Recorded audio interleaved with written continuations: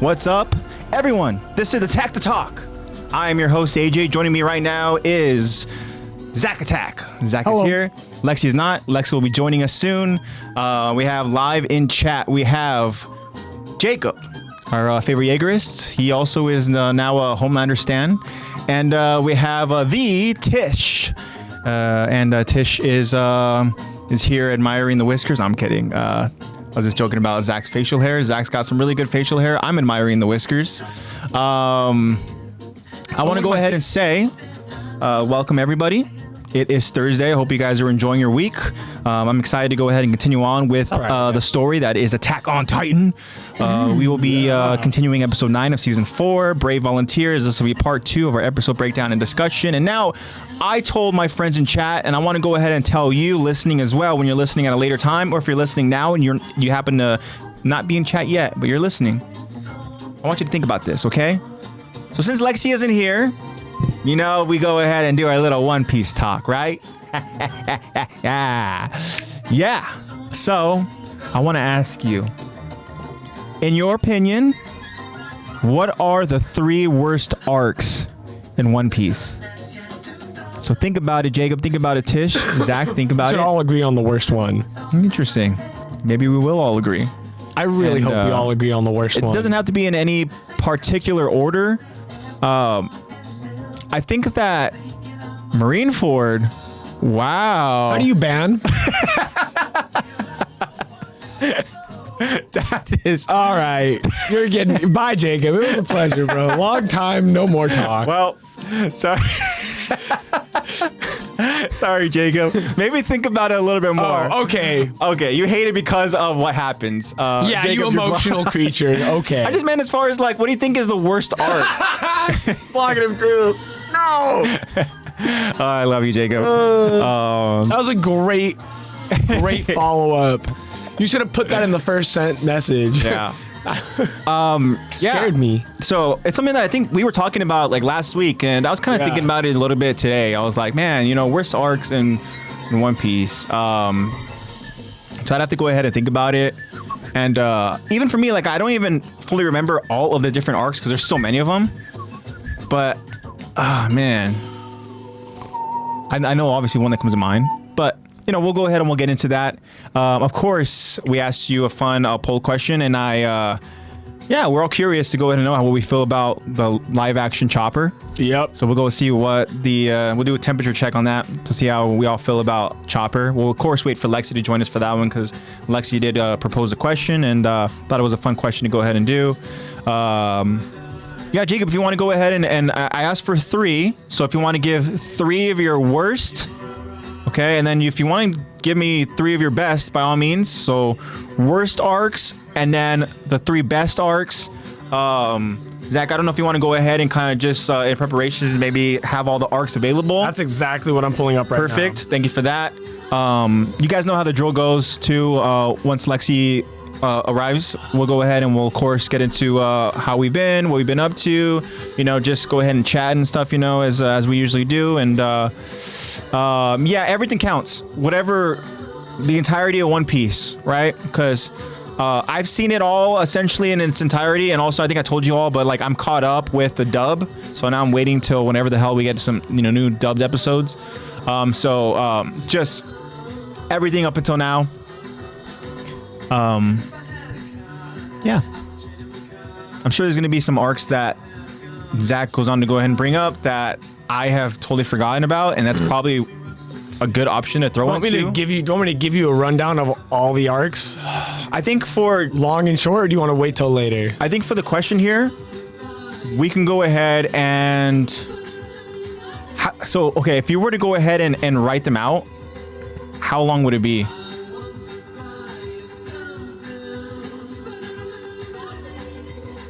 I was going to say, if there's any way that maybe in chat you can go ahead and write out the arcs so that, you know, our friends have there it. There are 30 arcs. 30 arcs, okay. I don't know. Some of them are pretty long names. You know, you guys can look up the image on your own Google. We all have technology. Yeah. Okay. I trust you guys to get the information. And I know that you guys know your shit too. I mean, you guys are all One Piece fans, you know, hardcore. So, yeah, filler counts. We'll say that. Filler counts. Yeah, Actually, so, no, fuck that. Filler doesn't count. We're talking about. So from what you're I don't seeing, filler is not really a part of it. So let me bring up: is Foxy, is that a Yes. filler? Yes. Well, technically, that long ring, long land, I don't think is a filler. I can go without saying Foxy. That's so mean. Honestly, I totally felt that. I was like, you know what, this isn't that bad. And then the more I watched it, the more it was starting to piss me off. One sec. I know we get Afro Luffy, but like that's just not enough. I don't know. You realize long ring, long land is canon, right? Well, it felt like a fucking filler. That's how bad it was for me. You want to know what? Foxy's probably gonna come back in End Times One Piece. Oh, I'ma call it now. Tish says I could list all the fillers. If you want to, by all means, it would, help out everybody. It'd help me out. We all know the main that's one. how I know we're meant for each other, Jacob. We're just opposites, man. Opposites attract. My favorite is the Foxy stuff, then Wano, then Egghead. So you know what? Hey, more power to you for your list, brother. Foxy's cool. I am so convinced you said that because I said how much I don't like Foxy that you just decided to say I love Foxy. She said, "Bet, let me grab dinner." Oh, perfect. What else we got? So Tish says, personally, Thriller Bark was just so hard to go through. I'm biased. I really like Brooke, and then because we get an introduction to Brooke, I'm like, I'm all for it. And we also get Ryuma. We get Ryuma in that arc too. That's Luffy's shadow form, right? Or no? No, Ryuma is the one that Zoro fought. The world's greatest swordsman that we got the spin-off series Perona, for. Yep. We get that Perona and Usopp moment too is so freaking cool as well. I love that fight. I do love that fight with all my heart. Poor. I'm always afraid. Yeah. I'm always never not positive. But there are some moments of Thriller Bark where I'm like, I think it does have its slow moments. What else? Marineford. This is what Jacob says. Marineford because of I lost it. Well, I lost it. Marineford because of Ace. Arlong Park because Arlong is mean and he hurt my little Pookie Nami. Haha. And finally Water 7 because of Tom dying. Those are his worsts. Yeah. AJ, calm down. AJ, hold it back. AJ, hold it back. It's okay. He didn't say Ennius Lobby. He didn't say Ennius Lobby. Specifically Water 7. Jacob, how can you see Water 7? How can you see? I just don't get you, man. I don't get you. There's so many more bad arcs, and Water 7 is not a bad arc. It's a great arc. Enni's Lobby. Oh, so good. Honestly, that's the arc that got me hooked. You know what? I'm really like surprised that no one has said my least favorite arc. Skypiea? Fishman I started Island. watching. I was gonna say. Fishman Island is my least favorite. I think that's the one that we can all agree on, right? Yeah, that's the one that I think everyone should agree on. That's like probably in terms of its storyboarding and everything, is just because you're just getting the crew back together. Everyone gets to show off their cool new powers. You said that was my top 3. Which one? Just says Water 7. Water 7. Fishman Island should have been filler. Well, I mean, it's not filler because we have to reassemble the crew somehow, It's just that arc that you have to get out of the way to get to the good shit, Yeah. I'm trying to go ahead and gather what Tish is saying here. We get nothing happens, but it really hard because of how annoying it was. We get one of the best portrayals in Water 7. That was my top 3. Should have been a filler. No, not Water 7. Never Water 7 with my sweet boy Frankie. Yeah, Frankie. Yeah. I'm guessing you were talking about Thriller. Yeah. You know what? I can only defend Thriller Bark to a certain point, but I will say this. We do get the second strongest Luffy form, which is stronger than all of that Gear Shadow 4. form is pretty goated. The Shadow form is canonically stronger than any Gear 4 form he has.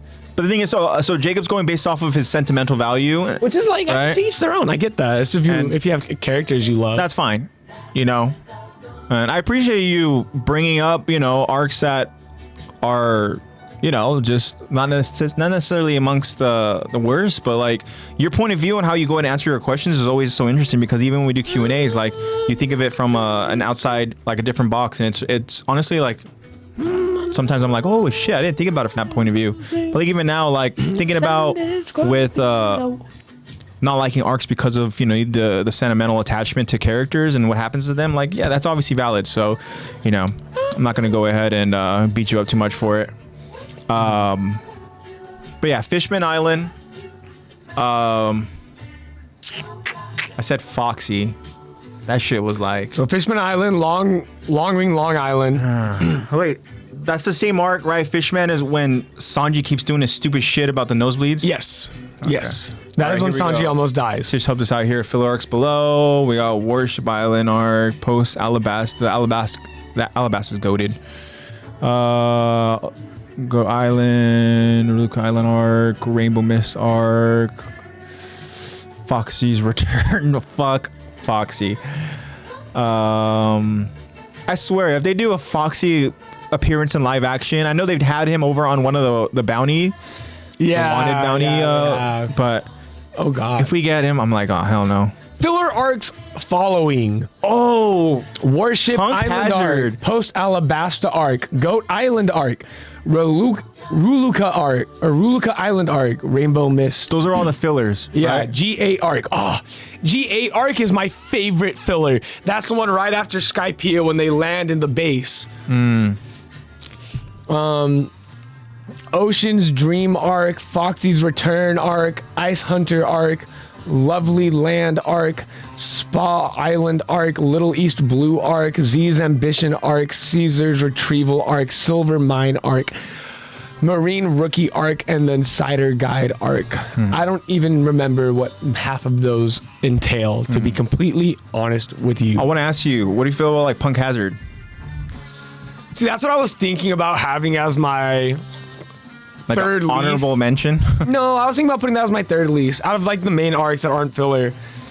Honestly, I feel like Caesar just doesn't do it for me. I feel like he's annoying. But that's where we get. And- the thing is, that's where we get Momo and Sanji fights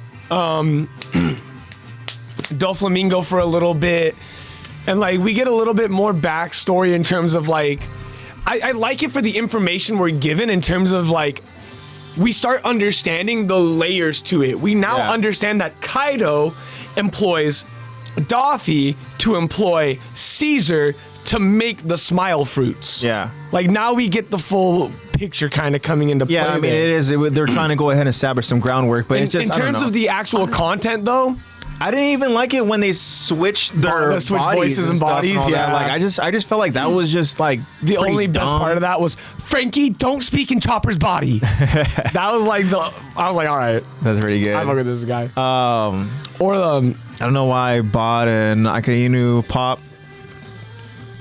Just some collecting, but man, I hate that bitch. hey, just sell it or just burn it. Yeah, you know what would be a cool freaking Funko would be oh man, would be Kuzo. Ace with a hole in his chest. Would be Kuzan. That'd be a sick one. That'd be a really cool one. Specifically, Egghead Art Kuzan. Yeah. When he's like gone rogue. Yeah. Zebra Cakes was watching One Piece live action. She got through one episode and she saw Garp and she immediately was like, "Is that Garp?" And I was like, "Okay." She remembers because she saw me watching the moment, with Garp and With our favorite galaxy. favorite student and all that, and she was like, "Oh, okay." She was like, is my favorite student. "Yeah."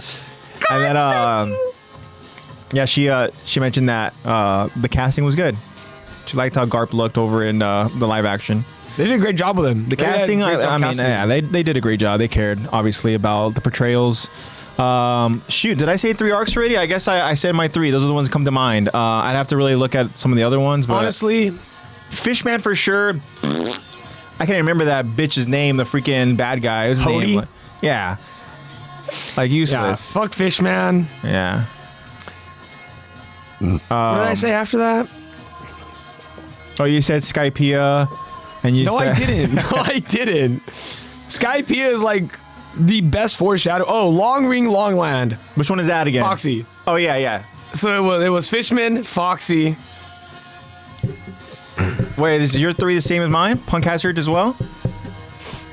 I kind of fuck with Punk. Tish- I honestly kind of cared a little bit less about Zoe. Okay.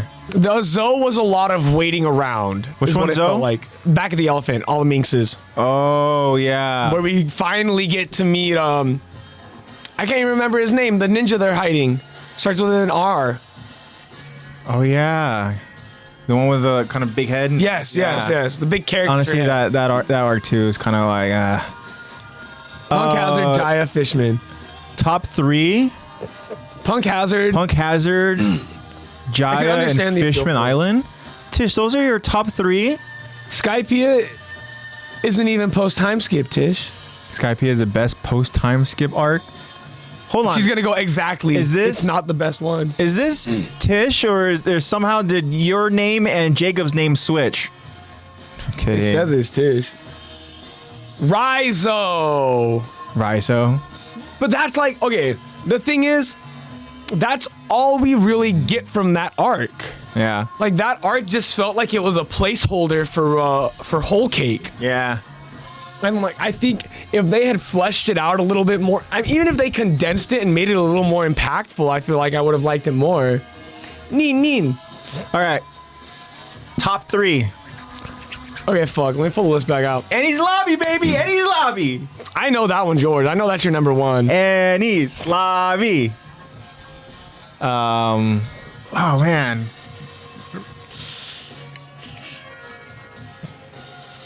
Honestly, I think. Oh fuck! I can't. That's a tough one. Number 1.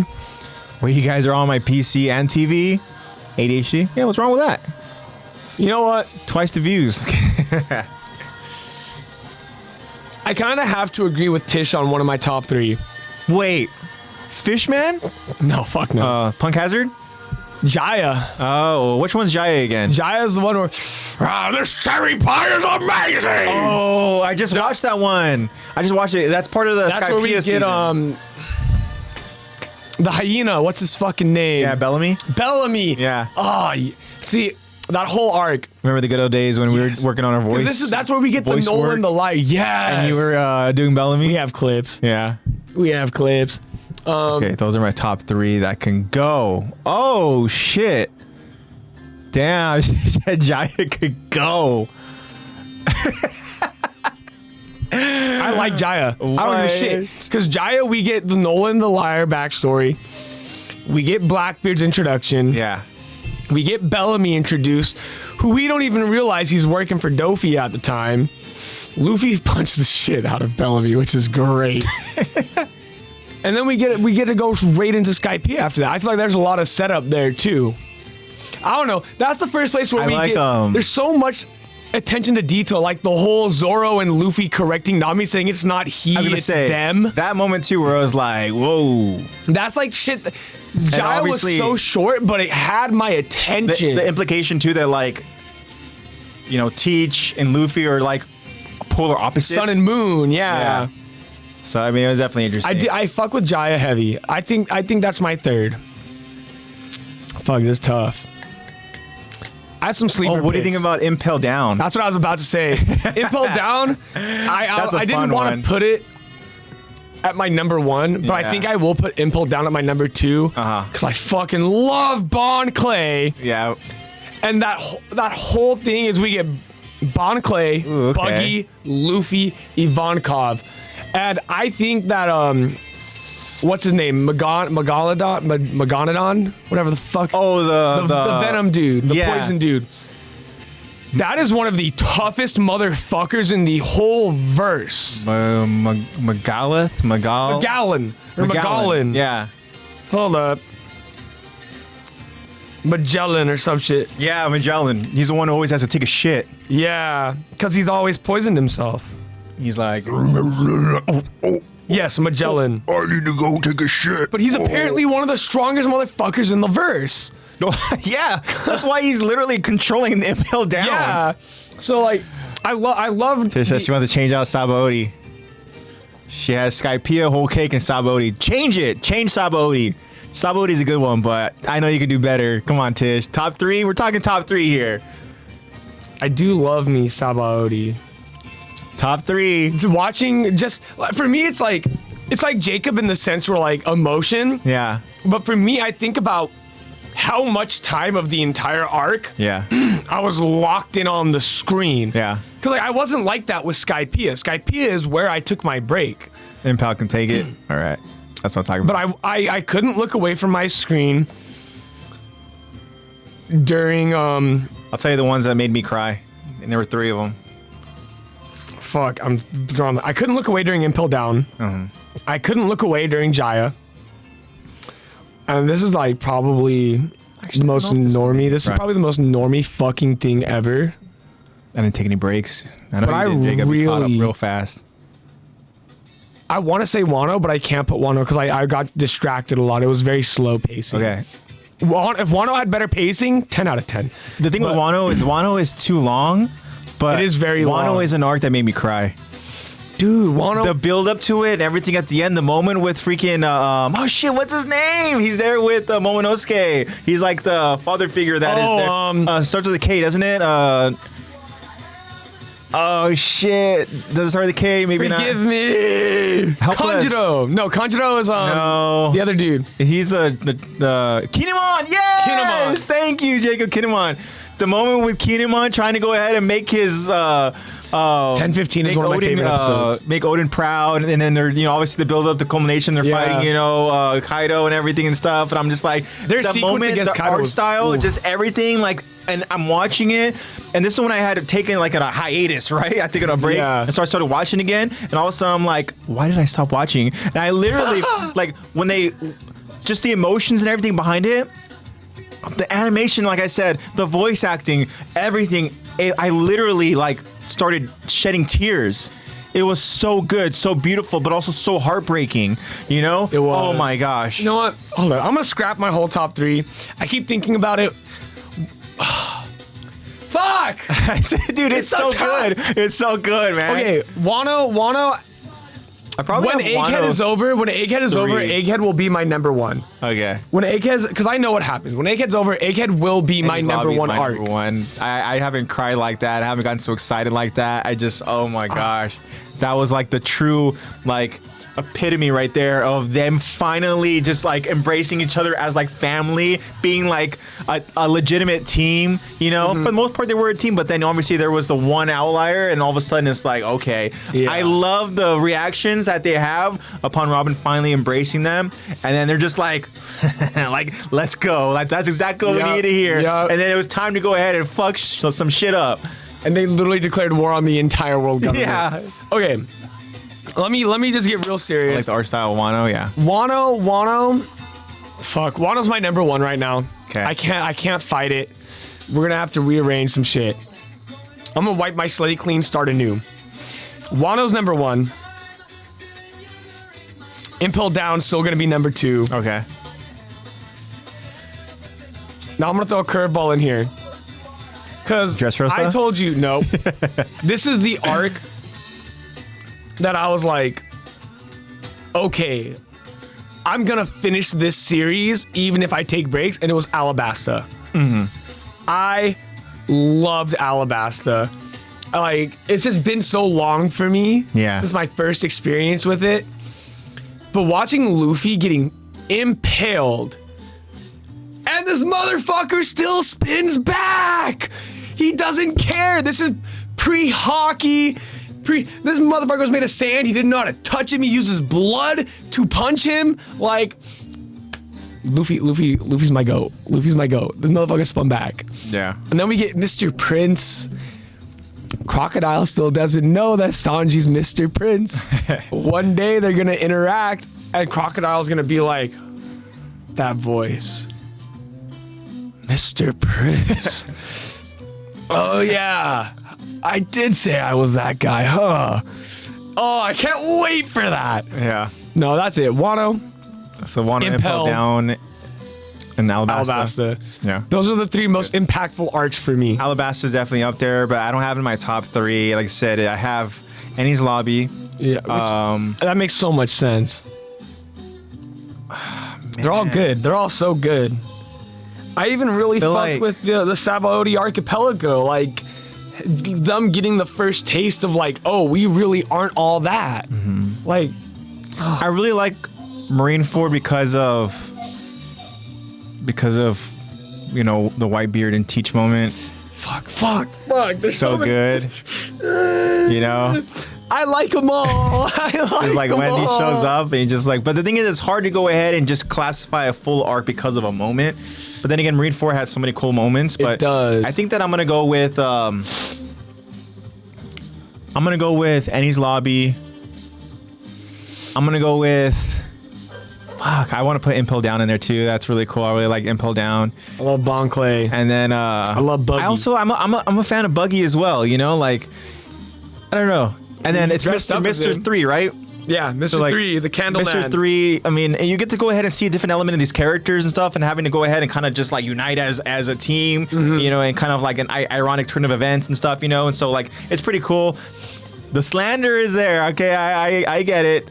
You know, honestly, what I saw recently of Buggy, I can't go ahead and dispute it. Honestly, like, fucking wake up, Buggy, you know? Can I be honest with you? I saw a theory, and I genuinely think this is so fucking true that it hurts my very soul.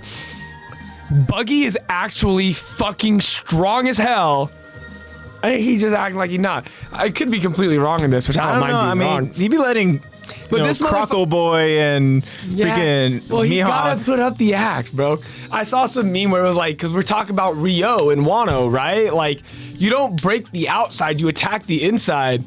And let's throw back to Marineford. These motherfuckers are on the top of the frozen wave with the boat, and they're all kicking at the ice. And the only one that doesn't have any cracks underneath his feet when he kicks the ground is Buggy. And what happens? The entire ice cliff face shatters. Buggy knows Ryo. And I saw this meme where it's basically Captain Buggy. It's basically like Shanks at the end game being like, Buggy, you don't need to hide your power anymore. It's time to show them what the Pirate King's crew can really do. I think that when you go ahead and you see what Shanks has been up to, and then you see Buggy's kind of just been like, you know, I guess maybe he is just been nerfing his ability because he's trying to just go ahead and keep a low profile, you know, and stuff. It's kind of hard to go ahead and like... He's ex-Pirate King. I feel like, oh man, Buggy loves the spotlight. I think that it would be hard for him to really kind of... But do you think he could deny a direct order from his captain saying, Buggy, I want you to keep an eye on Shanks and not draw too much attention to yourself? Do you think he could deny an order from Roger like that? Because I feel like that could be what happened. Because, fuck, there's so many spoilers. I can't say shit. Don't say it. Ah! I'm always a fan of some Buggy stuff. We'll get there. Rock Lee versus Gara is hands down one of the greatest fights of all time. I think this is definitely something that Zach has mentioned before. You would like that fight just for the choreography alone. Yeah, so I have my 3. I have Annie's Lobby, Impel Down, and Wano. That's a good 3, man. Fuck, I like all the arcs. I really like... It's hard for me not to throw Dressrosa in there. Because I fucking love... I would have loved it if, like, we had... I love Dofu. All That's the where we straw get the hats fleet. there. If we had all the straw hats there, I'd be like, it'd be awesome. In Dressrosa? Yeah. We were all in Dressrosa. Yeah, but weren't some of them, like, during the actual, like... That's whole cake. They were at Zoe. No, then some of them have to go ahead and flee on boat. Like, Sanji had to go ahead and flee. And then... I'm pretty sure that Did they flee to Zoe? Some of the straw hats were gone. I could have sworn they were all there. Oh shit, we got a new chatter. What's up? It says, hi everyone, my name is David. Regarding moments versus overall art quality. Hell yeah, I love it. Zach will go ahead and read you as well, but welcome, David. Welcome to the show. Welcome to One Piece Talk. And Trish says, no, David? Usopp wasn't there. Wait, Usopp was there at Dressrosa. Yeah, that's where he got his observation on hockey arc. I don't remember Sanji being there. I'm pretty sure Sanji left. I'm pretty sure that who the fuck else? Was Nami not there either? I'm pretty sure. Let me see. I don't know. Let me see. Let's see. David says, is this the same David that I met earlier today? I sold a video game today. Okay. I sold a Pokemon Sword edition for the Switch. Oh shit. That's a no, good you are find. so right, AJ. Forgive me. Luffy, Zoro, Usopp, Robin, and Frankie stayed on Dressrosa, while Sanji, Nami, Chopper, and Brook were sent to Zou. Yeah. The group on Dressrosa faced Doflamingo. Yeah. They just had I remember thinking that, like, damn it, there would have been some moments where I felt like Sanji and Frankie could have for sure helped out, but they were there in Dressrosa. I remember because obviously there was. They were there at the beginning. Yeah, where Frankie and his new bro, freaking Senior Pink. Senor Pink. Manliest fight I've ever seen. When it finally came down to taking care of freaking Doflamingo, I think Law went ahead and told him to go ahead and go back. Eddie, what's up, Eddie? What up, Eddie? Hold on, can you go ahead and read David's yes chat? His first one. Hi everyone, I'm David. Regarding moments versus overall art quality, take Thriller Bark. Objectively, not the best arc, but has some of the most memorable moments. Nothing happened, pushing Zombie back down. Literally, nothing happened. That's like one of my favorite all-time moments. The way Luffy just refers to that freaking zombie, just an old man or whatever. Like, get back down in there. Eddie, you don't watch One Piece, do you? No, he doesn't. Eddie, watch One Piece. Also, David says, thank you. Nice to be here. Again, welcome. And how did you find us? We'd love to go ahead and hear how you found us. If you are indeed the lost in rappers, fact, the David that Zach is referring to. It's a really funny coincidence. Eddie it could totally be a funny coincidence. Eddie says, haha, no. What's so funny about that, Eddie? Huh? You think it's funny It's not to funny. watch One Piece? Bro, what are you doing with your life? I'm just kidding, bro. Honestly, hey, I was there with you, man. You just got to go ahead and just... AJ laughed at me for years. Dive head first. AJ laughed at me for years. See, I was the haha no. You see? And now he has a straw hat and a buggy hat. You know what? You have to go ahead and watch, man. I'm telling you, you're going to love it. I'm like, haha, no. But then I started watching it, and now I'm like, hell yeah. Hey, I'm gonna drop a One Piece theory on you right now. Okay. Thriller Bark is God Valley. This is before... God Valley is originally from the West Blue, where we meet Luffy for the first time. Is this before, what's his name? Fucking... the bad guy with the shadows. Moria. Yeah, Gecko Moria, right? You're saying before he got a hold of the island and turned that dark as shit? The theory is Moria turned the island into a ship. Yeah. Because God Valley is no longer in the West Blue. You can't find it anymore. Okay. But the reason why people think that is, do you remember that there was one zombie that was constantly drinking, had a bottle, had long white hair? Yeah. That same body is the body of, where was it? Who said it? Jacob said Captain John. That was on Rocks D. Quebec's crew, the Rocks Pirates, who is there and present in the flashback that we get in the Egghead arc for Kuma in God Valley, which you'll get there when they come out with the dub episodes, but you'll see that Did you guy say with dub or did you say dumb? dub. Okay. Dub. They come out with those dumb episodes. But yeah, you'll see Captain John is there. There's also another one that has a lot of armor. Yeah. His body is also in Thriller Bark. Shit, bro. I just realized too in Dressrosa. Huh. We got freaking Sabo. Bro. Oh, fuck. We do get Sabo. Sabo. Dressrosa's fuck. I like all the arts. Honorable I can't mention. choose anymore. And then David said, no, blame Tixati. Blame. She's shown me several episodes of this podcast over the last few months. It was a matter of time before I started watching myself. Welcome to the family. You won't regret it. It's very, very funny that you have the same name as the dude I sold a video game to. This one. It is that one. It won't stop until you hit it again. Well, you're gonna let her soak it in, David. Soak it in. David.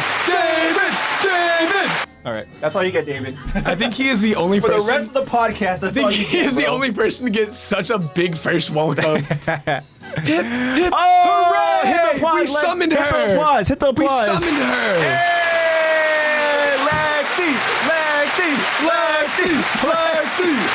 What's happening? What did I do? We have a new friend. We do? Yeah, you. Duh. I'm just kidding. Oh, we're finally friends. Wow. No, we have a new friend. His name's David. David's joining us in chat. Hello, David. I'm David Lexi. has found us because of Tish. Thank you, Tish. So Bringing shout a out new to friend. Tish. Spreading the love. And I brought some of my homemade lemonade if anyone wants to try some. Ooh. Yeah. I'll take a shot. I'll take a swing. It's All right, pretty good. Lex. Top 3 One Piece arcs. I'm kidding. I guess I'm based on Doesn't their know. names. No, Cool. Wano. That's actually pretty good. Hey, there you go. It's not bad, huh? Yeah. From the All right. fat-ass Let me get. lemons in our let me backyard. get. Let me get a taste. Oh, here. Give me No, some don't of give him a cookies. taste. Don't give him a taste. I'm like, you said no. He can get his own lemons from his own backyard. I know, right? Well, technically, it's not his Well, backyard. his grass Yeah. area. You guys know. Okay, dude. Hey, Damn! get your own. Can you do it more into the mic, please? How much left? Get your own. I'm just gonna read you off a bunch of names and just tell me which one No, I sounds got the What it. was the It's- video it's game that my Wano. alternate? Hold on, let me see if I can remember. What was the video game that my You've alternate heard bought? almost all the names by now. Have for I? Sure. Because I'm really trying hard. I zone out when you guys start talking about One Piece. Good. Because you got to get the 'Cause- fresh 'cause I experience need when to- you watch yeah. it. So you know Wano? Yeah, Wano. Okay. Is a very common number one. I have that in my top 3. Yeah, that's my number one. Yeah, Made me cry. It really did. Made me cry. that's my number one. The next one is Even if you don't know the name of it, you can say a character and we'll be like, oh, okay. Blackbeard's. Ooh, Blackbeard's a good character, but Do you want to say like his entry?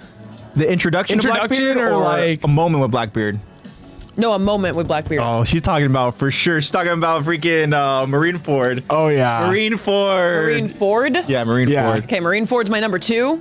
And honestly, hey, everything solid you're number saying 2. right now is valid. It Okay, is my two. I'd say saying the is most valid. Watch popular me arcs. watch it, and I'm like, it hasn't changed. I'd say It's the still two that. most popular arcs are probably Wano and Marineford. Wow. Okay, and my third one is. You can say characters. I want to know if I actually remember any more arcs. Okay. There is one that's like. I'll take There's your one time. about like. Is the Wano's the one about an island? There are Yeah, a that's lot the of one. islands. So They're pirates. Oh, duh. I'm like, what do you mean? when you think of island though, what do you mean though as far as island though? Like what specific island? I'm figuring that out right now. Okay. Because Wano, we have been Do you talking want about to Wano see for the a long arcs and time. the pictures of the main characters in them? No. Cool. I wanted to fish it from my brain. I want to see if I can do this. got It faith. is.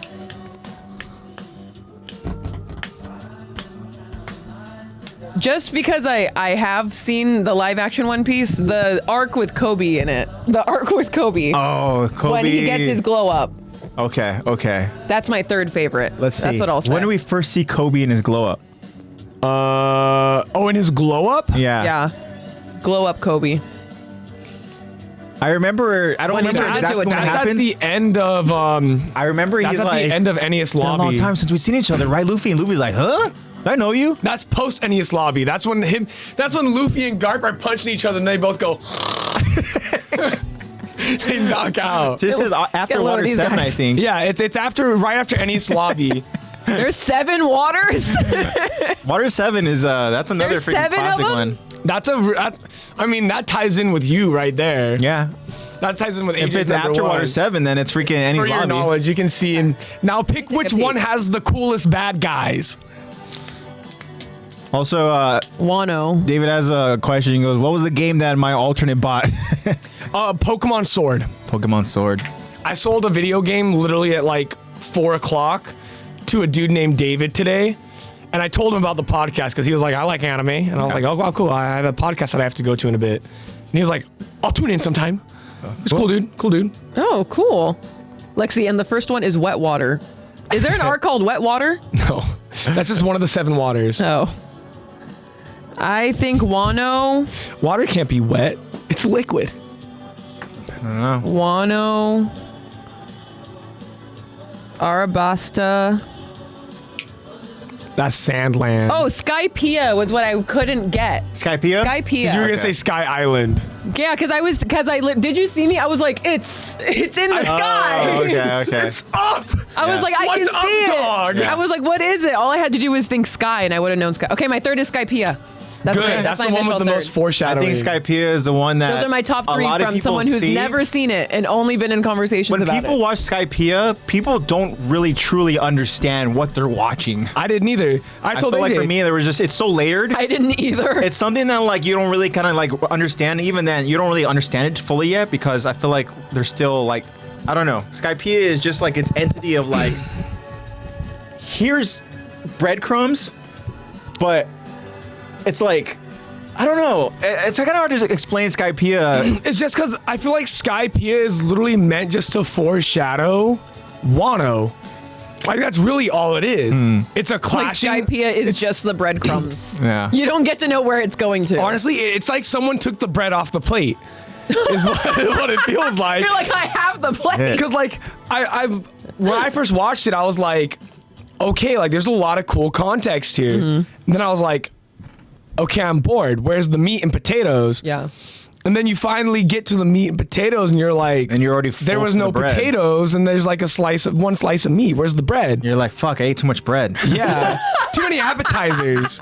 That's exactly what it's It's like. just a bunch of info dump, and then you get really good fight. Yeah. Okay. But there's like so much info. it seems like the lore. fights in One Piece are really good. They are. The thing is, though, is that not only the fights are like are they good, but they Like also because have of like meaning what to them. they represent. They literally Yeah. have meaning to them. Like we're Like talking about. I'm not talking about like animation wise. I'm saying like I heard the fights are like deep. Like, Yeah. Oh, yeah, like, 100%. There's a lot of like fights. it's a lot of this is why people are like I don't want to watch a show about pirates. No, there's like a whole lot of moral aspects, like standing up for those who are less fortunate than you, standing up for those who are mistreated. Jacob just won't get over it.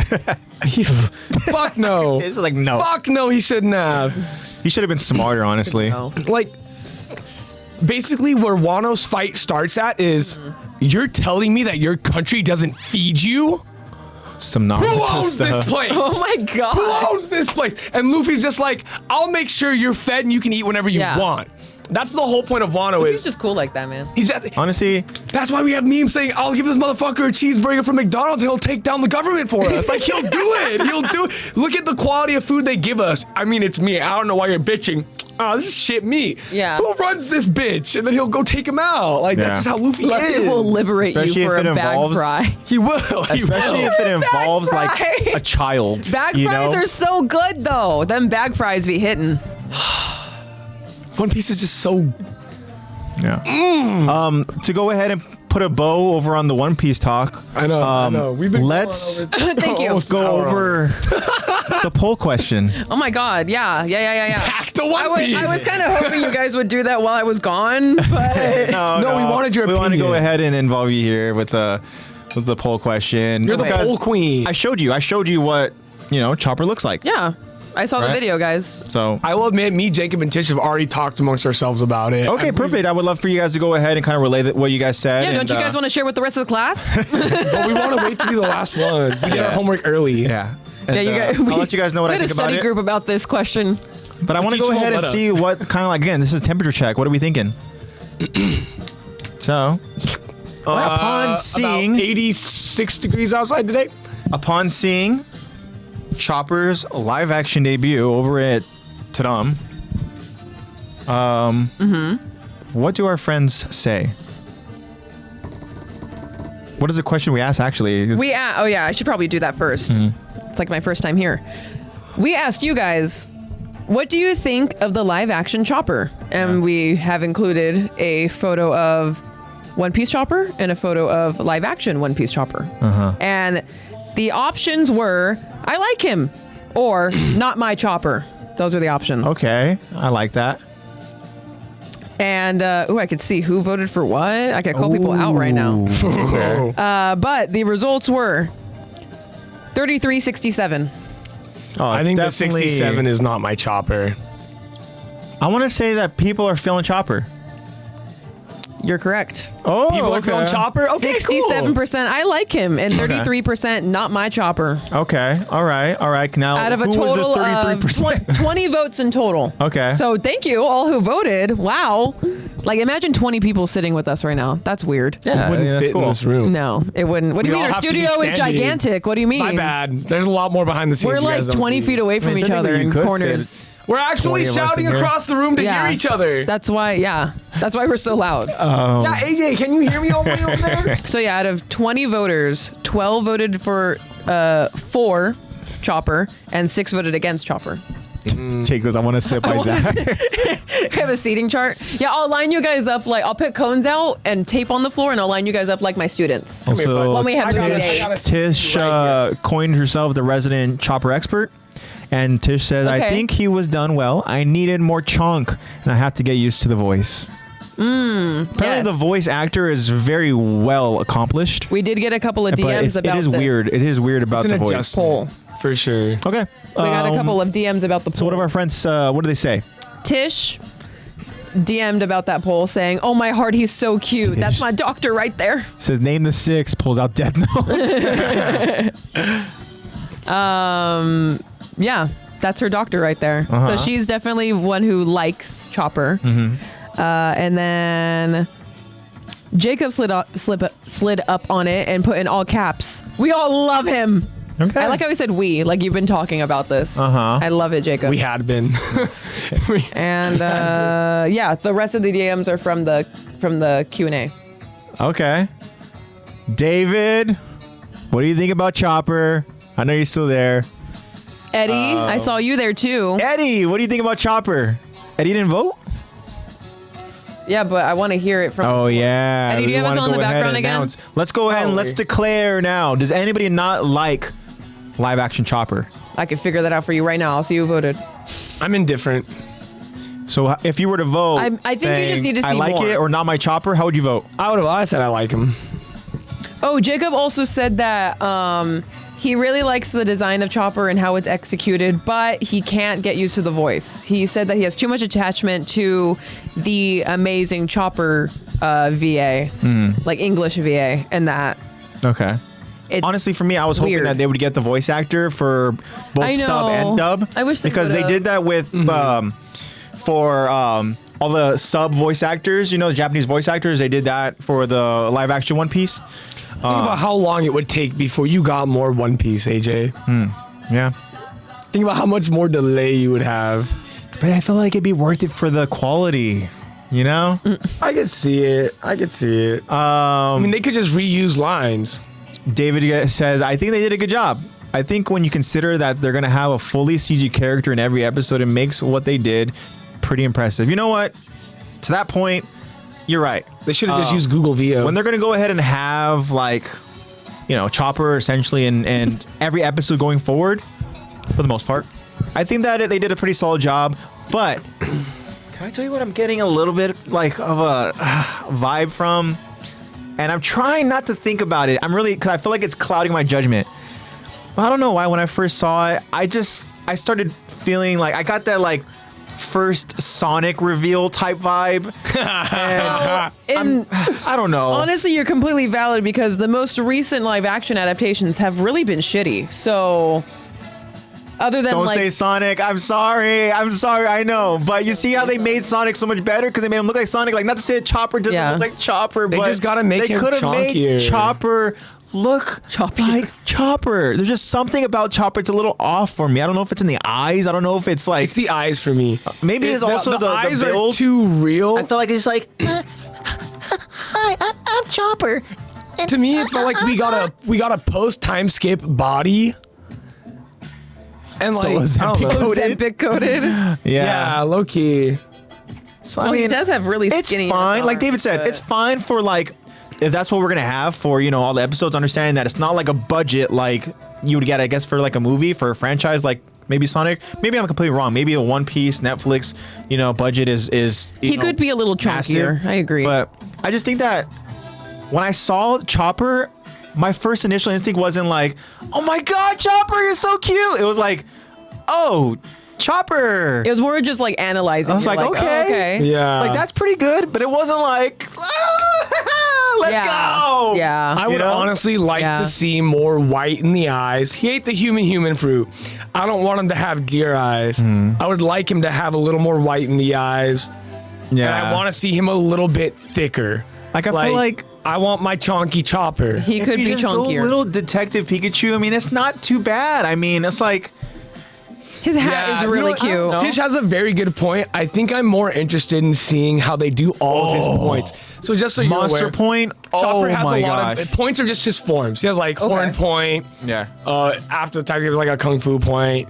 They're different forms. There's like a shield point. Yeah, there's all one that where he stuff. literally like is tall as if like a like a deer is kind of standing or whatever and stuff, But then he has also the fucking monster form. Yeah. That's gonna be freaking crazy to see. Monster in points future like seasons. Monster points. I think I brought it up a couple weeks ago when he had that scream, and you can hear the reindeer, the elk in the scream in it. We don't talk about Kung Fu Point. We haven't seen that shit in so long. Doesn't do horn point anymore. Yeah. Yeah, I miss because I think my favorite form, pre and post time skip, is horn point because he gets more reindeer-esque in body, and his horns are just fucking huge. Dang. That seems powerful as hell. It is. He's fucking broken. This motherfucker is the only zone with more than 2 transformations. What? Luffy doesn't count either. Real quick, Zach, you can go ahead and change the mic arm real quick, just so it's a little bit out of. There you go. Yeah. There we go. Bada bing, bada boom. Yeah, I guess. In the grand scheme of things, like it could have been so much worse. It could have been bad. Yeah. So it's fine. Netflix. I'm gonna go ahead and give it a chance. I'm gonna watch it, of course, when it comes out. But the one thing I will say that I was a little bummed out was when they said 2026. Yeah. Some point in 2026. It was pushed back, right? It was supposed to be towards the end of 2025, talking about holiday season. We're looking at October, November. But now we're, at some point in 2026. So, I mean, I guess it is what it is. Non-specific 2026. That's what makes me a little nervy. Yeah. Uh-oh. Jacob says he's not zoning those, Zach. Yes, he is. Do your research. Hey, you're talking to the future homework. host of One Piece Talk here. Oh, fuck. We're going to do that shit. He doesn't have Sulong form. Yeah. He does not have a Sulong form. He can have one if he eats some of the drugs he's been dishing out. He's a drug dealer. Yeah, he does. He's... The vision I have for One Piece lore right now, just from hearing your guys' conversations, is insane. Yeah, One Piece I'm like, is it's insane. a drug lord sex party or something. If you thought we could spiral about AOT, I can't even say half the theories I know about One Piece It's honestly without pretty spoiling crazy. shit. All right. Well, thank you everybody who voted over on that poll question. I thought it was a fun little poll question that we can go ahead and present to our friends because we did get that reveal. And I mean, yeah, it's a fun thing to go ahead and talk about. Now, AOT.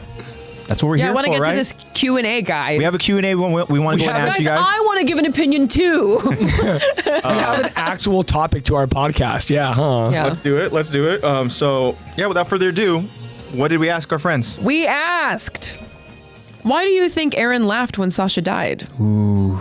We did a really deep dive in on these theories and this question on the episode that we reviewed with this scene in it.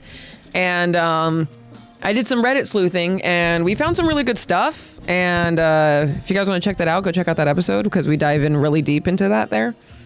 But let's hear what our friends have to say. Yes. We didn't get to hear what our friends had to say about it. Not. First off, we have from friend of the show, I Am Storm, aka our friend Jacob. Yes. Jacob says, because simply it was a traumatic response, which I think we mentioned that too, where like, yeah, it could have just been like, people laugh when they're nervous. Well, also too, let me think about like that's the way that people cope, right? Yeah. They go ahead and even just like, as morbid as it is, sometimes like with like, funerals or something, or sometimes with, like upon hearing like bad news or whatever it is and stuff, sometimes they cope by like laughing or whatever and stuff. You just got to expel that energy. Yeah. So, I mean, it very well could be that that's what his initial processing, which is pretty realistic, emote was. And Tish goes, it's funny that all the episodes I've shown David, he goes, isn't this an AOT podcast? Yeah. Yes, it is. It is. We're inclusive here, okay? Just a little side. Yeah. But yeah, Jacob, I think that's a great answer. Yeah. I think that's 100%. Great. Yeah, thank you for that, Jacob. Nervous Next, laughter is a real thing. we have from Bobby. Shout out Bobby. Shout out Bobby. I know you're listening. What's up, Bobby? Bobby says, I think it was the same nervous breakdown laugh when That's what you mentioned too, you've right? lost season 2 finale with Dinah. Yeah, which is You brought that up, right? yeah, I did. Bobby, we're right there, man. Yeah. I did bring that up, that it was like, oh my God, it's like a similar response to like him thinking nothing's changed. Cause I mean, we dive deeper into it, but him thinking like, oh my God, nothing's changed. Like I've tried all these different realities and Sasha still dies. So he does that laugh because that's what he's realizing when he sees Dinah. He's like, nothing's changed, which is like freaking crazy when you think about it. Even thinking about that moment when they're out over in the fields and Aaron's reacting that way, and he just kind of has that uncontrollable laughter and he's also the tears and everything and stuff, you know, like Yeah. that is such like raw emotion, Aaron, Yeah.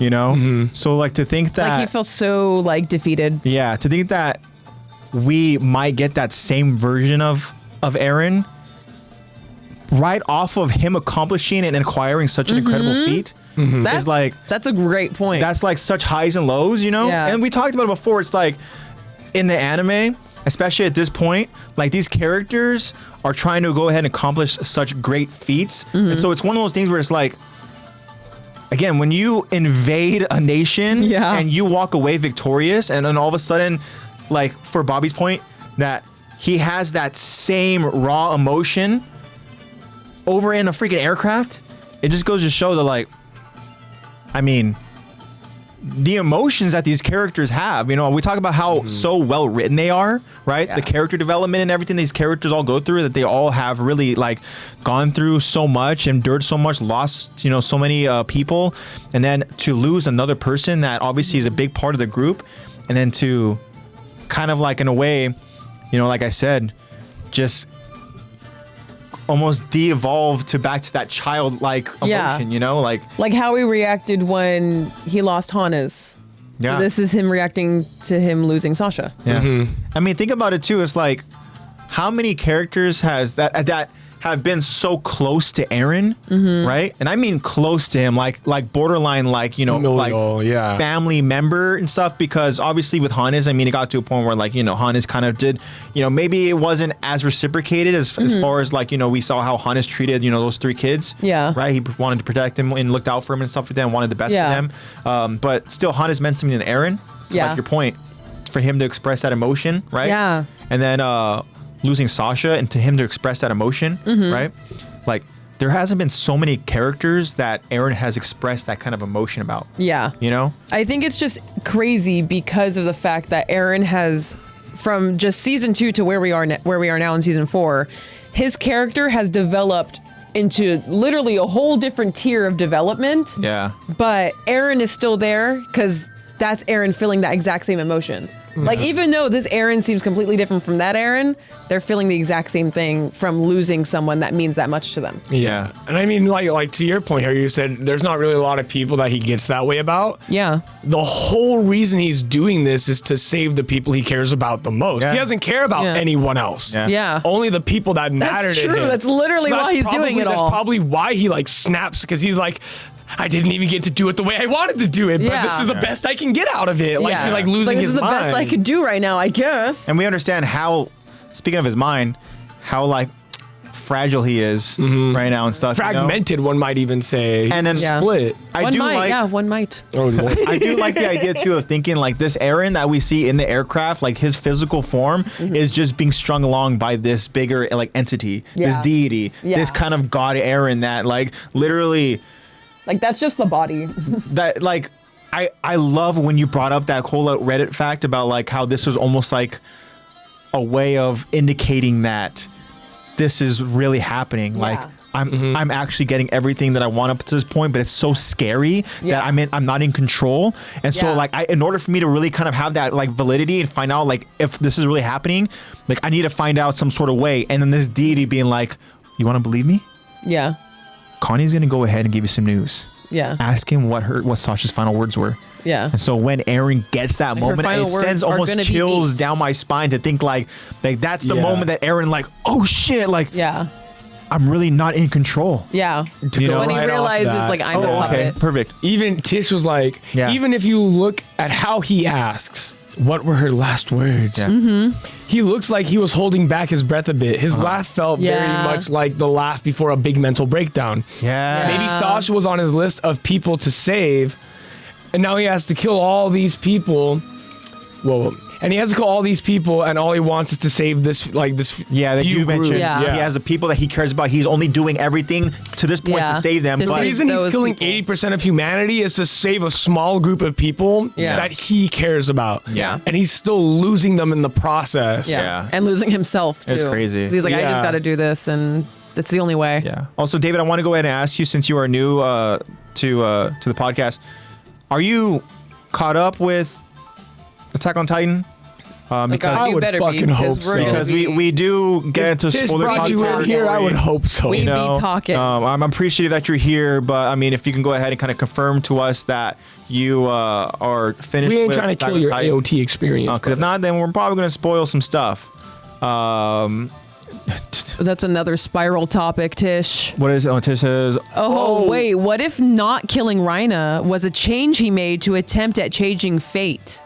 you know what's crazy is that Like that when, is when he just took the jaw Yeah. titan out of his hand. Yeah. yeah, and so that's another moment too where we went and we talked about where like he very easily could have gone on to just like try to Yeah. finish the deal, potentially go ahead and claim more Titan Infinity Stones, and at And we that did point. mention that it was like, that's not very characteristic of Eren. Like, it No. was a very weird being like, okay, well, looks like neither of us are in shape to fight. Mercy? Yeah, he pretty much was like, Yeah. This motherfucker we're doesn't know done here. mercy. He's like, we're done here.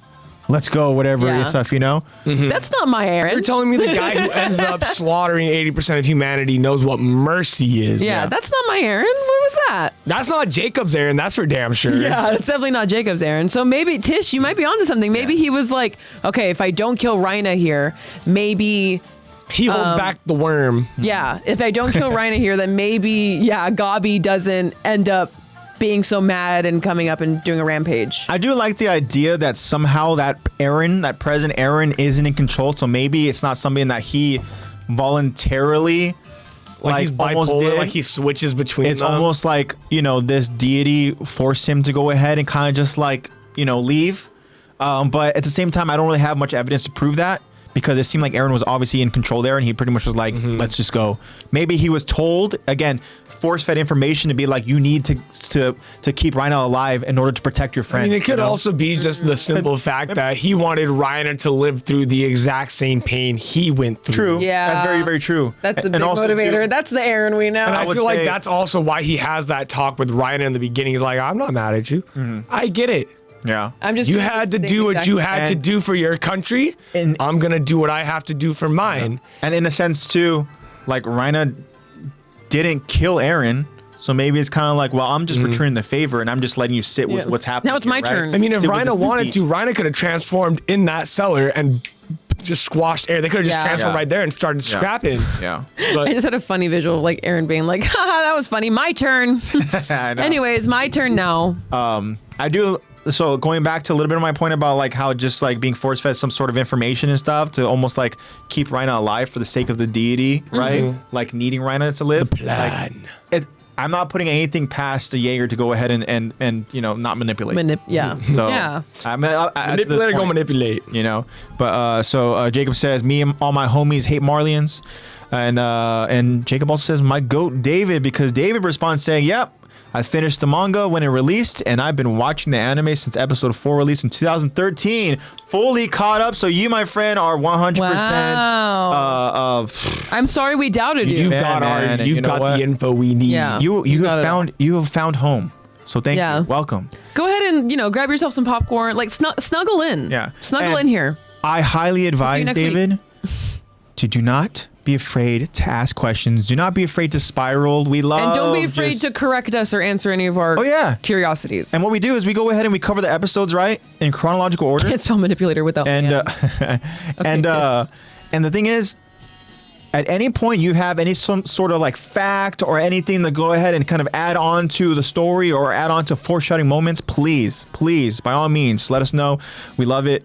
And especially if you have anything from a different point of view than what we're describing. You know, we love to go ahead and kind of just like have multiple perspectives and everything, you know, whenever we cover the episodes, because we understand that that's essentially what we're dealing with in Attack on Titan, especially in season 4, is just multiple perspectives, right? So season 4 is, as we talked about, it's something that we're not completely familiar with. We are essentially rewatching it for a second time. Yeah. Whereas with seasons 1 through 3, we had, you know, watched them multiple times.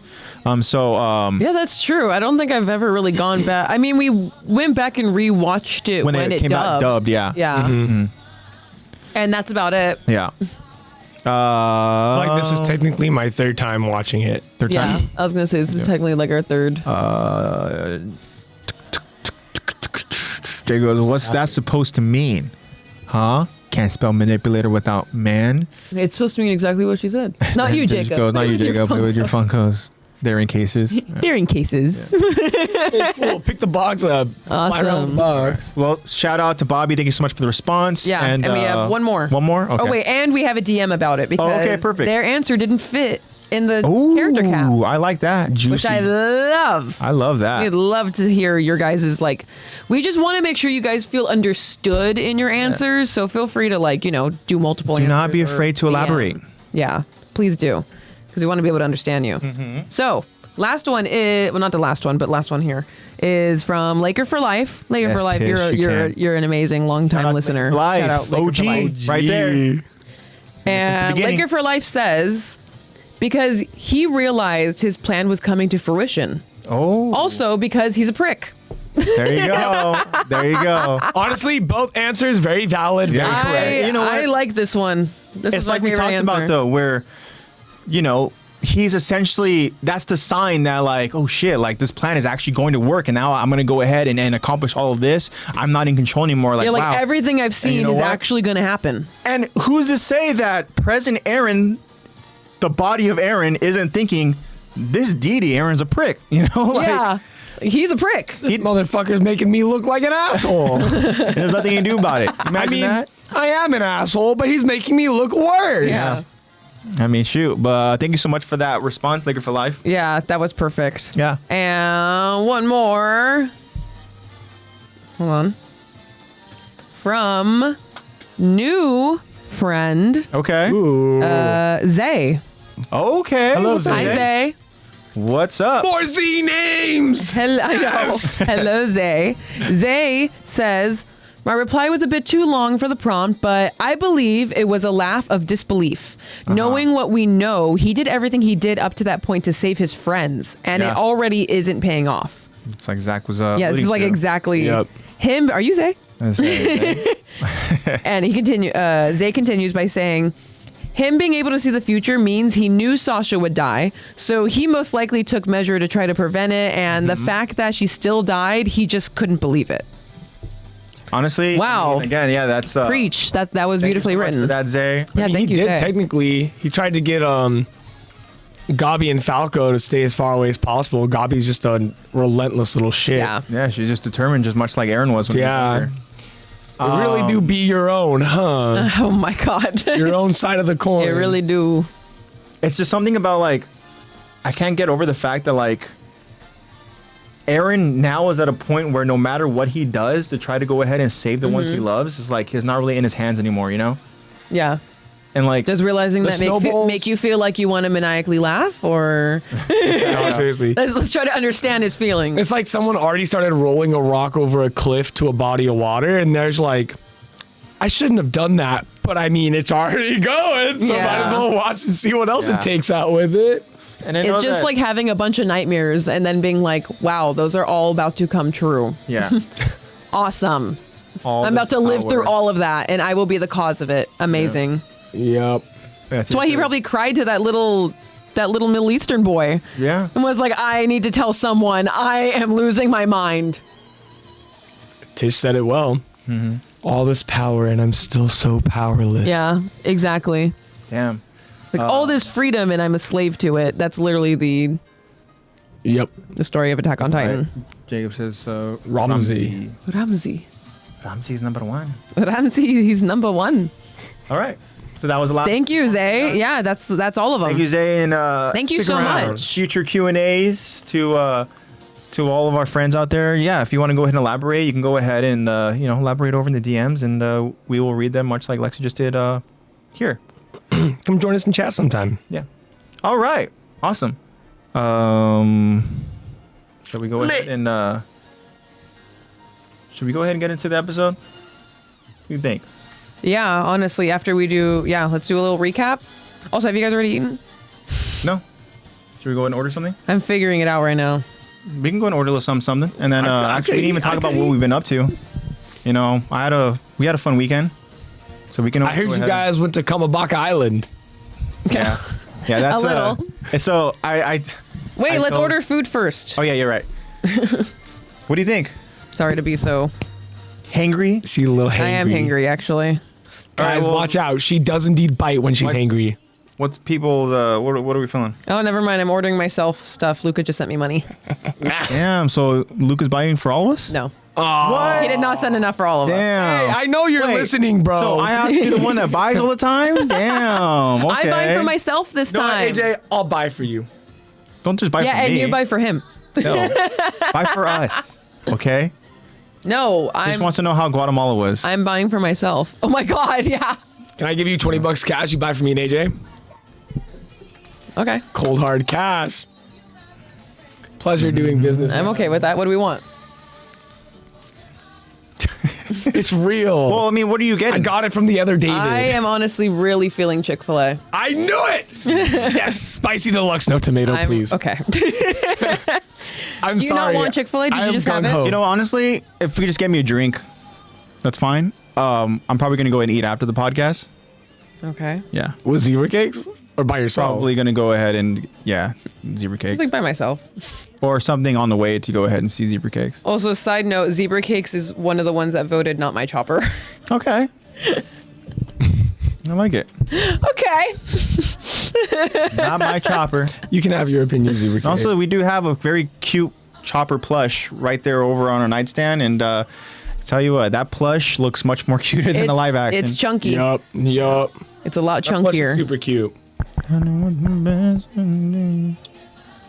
You can have some of my fries. Where's the combo? Just because zebra cakes will be spared. Looks like Zebra cake, Paddington. hey, what's up, baby? Zebra cake says he looks like Paddington. He looks like Paddington. Kind of does. Hi, zebra cakes. If you put a raincoat on him, I could Do totally they not see have it. a chicken strips meal anymore? No, they don't like you. Just because. Come on now. That was so mean of him, though. I'll save you, but I'll also be your. There it is, all the way at the Yes, bottom. Talking about the air talk. Jacob says, I got a feeling today. My numbness went away, but my tooth hurts so fucking bad. Wait. Go eat ice cream, bro. I have just gotten a new message, Uh oh. and I got 40. I just got sent $40, and the title is AOT sponsor from a special someone that may have just zelled me. Oh shit. So thank you, famous boyfriend. We're eating dinner tonight, guys. Wow. Do I get that $20 back? Lit. I fucking love you, Honestly, bro. Shout out, man. Wow. I appreciate that. After you were like, I know you're watching. Why aren't you paying for us? I didn't even think he was And gonna- he's like, fine, fuck. I didn't. You know what? I owe you a Oh my god, babe! You got me blushing. Wow, now we know our code. You got Zach blush. I know our code is AOT sponsor, Luca. Code AOT sponsor. Luca Mamone. He's there when you need him. He's our local celebrity. Our code is volleyball god. He was like, fine, I guess. Volleyball god 420. Thanks, babe. We're getting Chick-fil-A in your honor. You're the fucking best, bro. During Pride Month. We're doing such a good job eating some I'm gonna fly out there to watch your next game, bro. Just to show my support. your next game out of nowhere. Like, bro, why are you in the Philippines? Did you bring Lexi and AJ? No, I just came for you, bro. Just me. Oh, so where are we bunking, bro? I'm just a huge fan. Luca, can you put me on Fame? Luca doesn't even know how we got put on Fame. Okay. IQ. Yeah, he watched IQ. Go watch an anime Watch and some commit more to being the anime. main character. Yeah, exactly, and just That's commit literally to it. what he did. Don't let your dreams be dreams. That's exactly what it is. Okay, let me order this. I'm getting distracted because that made me so happy. I saw the Zell come down and I was like, what? I was not expecting that. So well, at least we know he's watching. Yeah, he is. He may not type, but I think he has us in the background while he plays GTA with his You have a friends. special place in my heart, man. I think he's playing GTA right now. I hope you make a fuck ton of money on your next heist. On your next heist. I know. Yeah, babe, good luck on your heists, babe, on your missions. Thanks for dinner. I just made my Thursday. I know, isn't that crazy? Wow. Don't go fall in love with him now. I already did. You're taller than me. You're blushing. I've been blushing for years. You're blushing. What about you, AJ? Are you blushing at? Okay, so what do you want? Just a drink? Because now we have money for... Luca wants you to eat. Luca is paying for a full meal for you. At least get a side, a bro. free full meal. All right. It's free. I don't want a chicken sandwich. I don't. Okay, don't order it. Don't order a chicken sandwich. What else? They have soup. They got soup. They got mac and cheese. They have mac and cheese. They got chicken nuggies. Yeah. They got little wraps. Little wraps. That was so rap of you. Thanks. Okay, spicy chicken deluxe. Look at it in chat. Yeah. Good. What's that meme? Thanks, babe. Good. Thank you, Luca. What's that meme? All right. Everyone say thank you, Luca. Thank you, Dad. What should I eat? What's the meme? I know. What? Give AJ an order rec. Yeah, I but need a that recommendation one that's not here. like a sandwich. He doesn't want a chicken I'm sandwich. doing a heist right now. He said I'm doing a heist right now. See, I know you. Oh, It I know says you. Nuggies I remember my and meme. mac. That's why you sent me money. You're like, we just did a good heist right now, babe. I remember my meme. Kendrick! Drop another diss track and my soul is yours! That's your reaction to Luca saying eat good. Shit. Okay, so give him a meal rec. Spike babe. another Sorry. ball. Wait. Luca, money, Kill please. the ball. Shit, Zebra Luca, Cake money, wants some money. please. Okay, calm down, guys. Okay, hey, just because Jesus entered into the masses, Nami, y'all can go ask him for healing now, okay? I just realized Zebra Cake said it's giving provider. Thanks. I'm glad I'm Literally. with the provider. Tish says do the nuggets and mac. Nuggets and mac. Is that what you're feeling? Yeah, I can just order just nuggets by itself, right? Yeah, you totally can. I want to drink though. Does somebody want my fries? Maybe. You're first. No, you can have them. There They're you go. for Luca, actually. Yeah. Babe, I'm gonna ship you some Chick-fil-A fries. Coda's gonna get some cold fries today. Hey.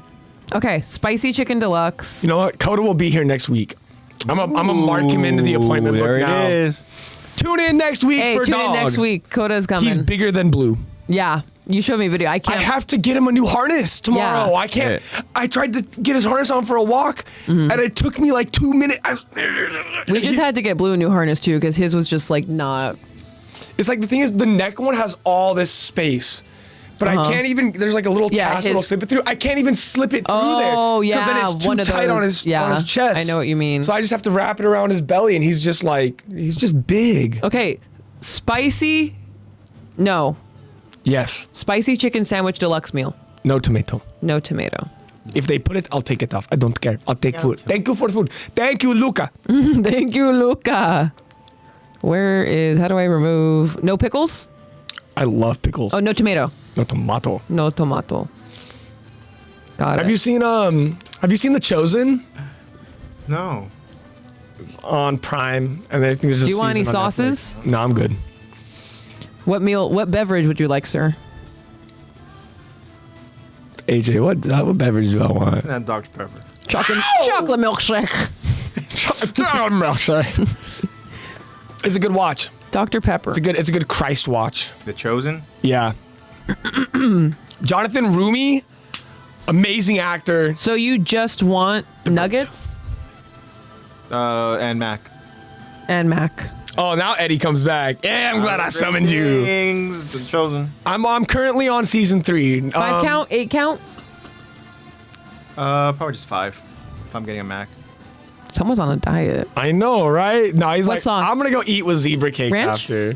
Chick-fil-A. No, I'll do Chick-fil-A and Polynesian. Got it. Fire selections. Yeah. Yeah. I think You know, that's I'm- Luca's combo too. Soggy cucumbers over tomato. Crazy work. Soggy cucumbers over Bring the to pickles as soggy cucumber.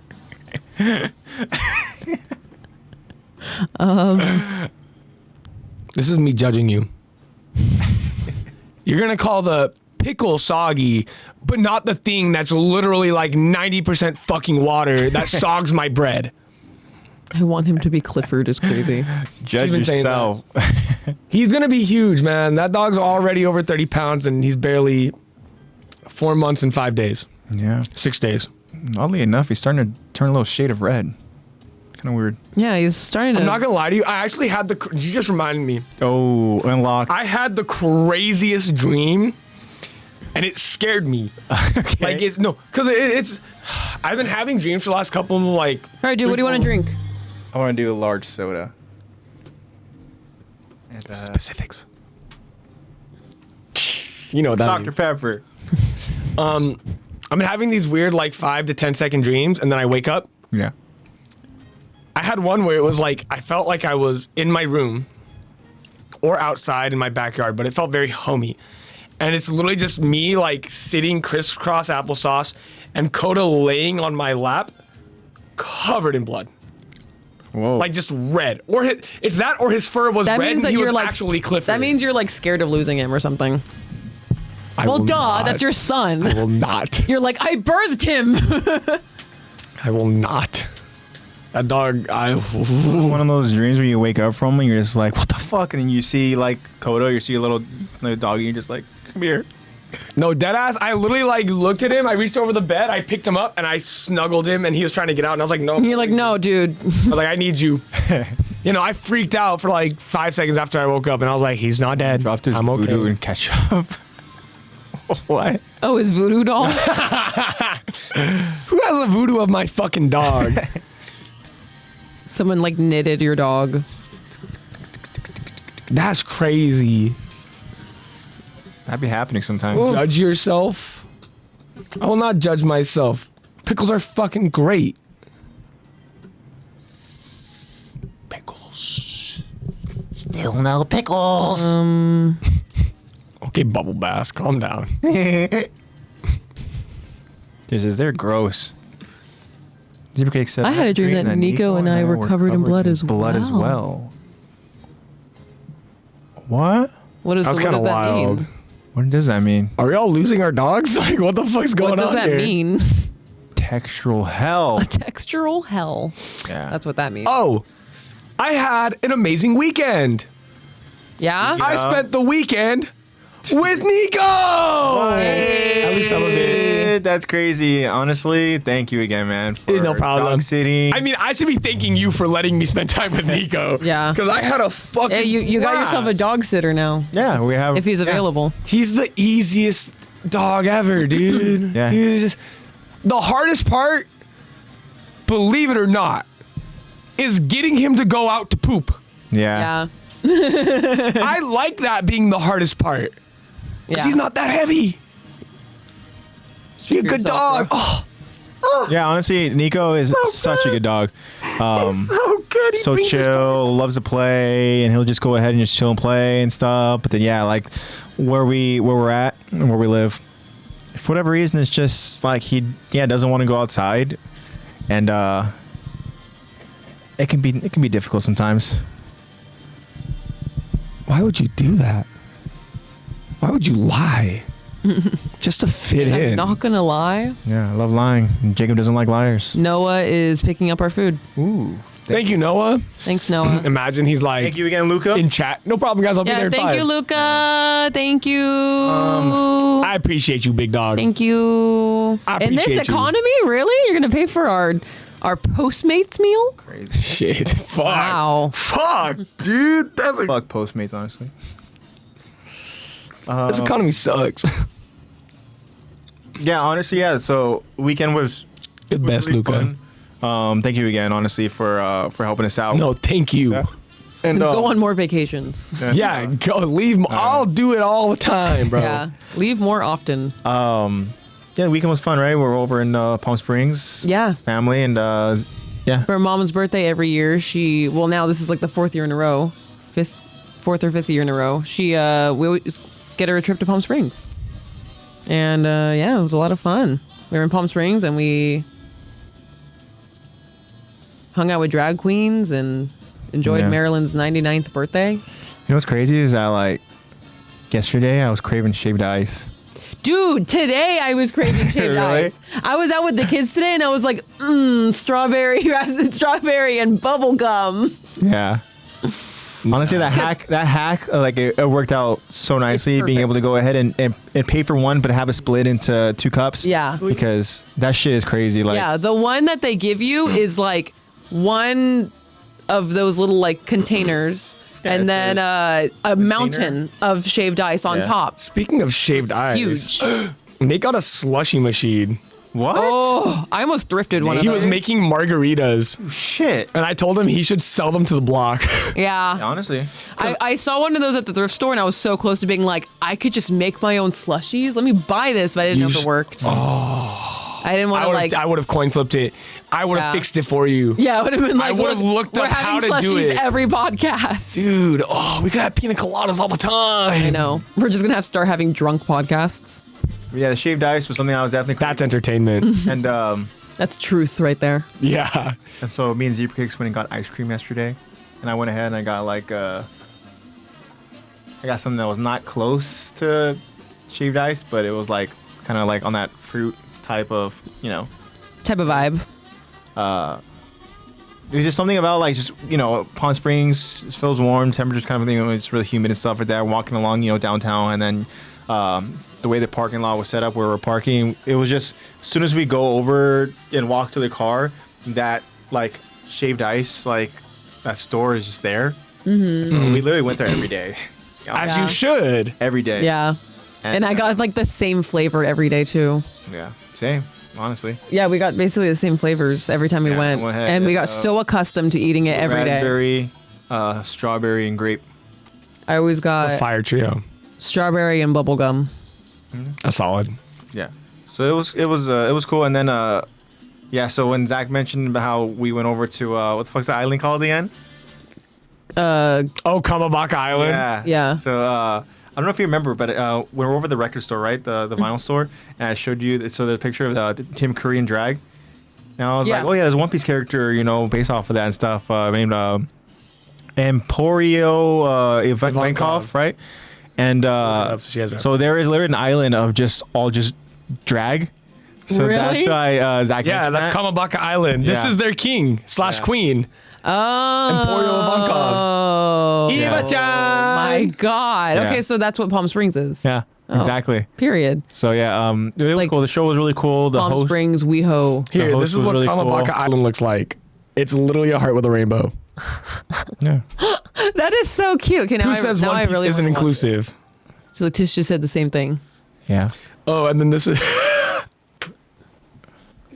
That's where one of the characters has their training arc because he's like, I love women. Mm-hmm. None of them are women. Yeah, but those aren't. Yeah. So, yeah, that's his training arc. You can see that when you watch it.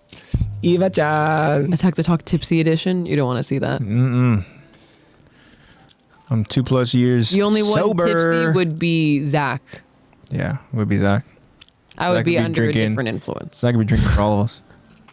I'll be all over the place, bro.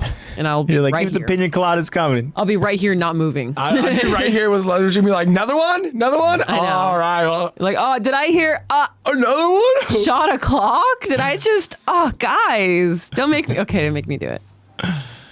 And all they frolic do on the is beach. frolic on the beach in their mini skirts and dresses. No, seriously. I gotta watch it now, just for that. So yeah, that's where we were, and it was fun.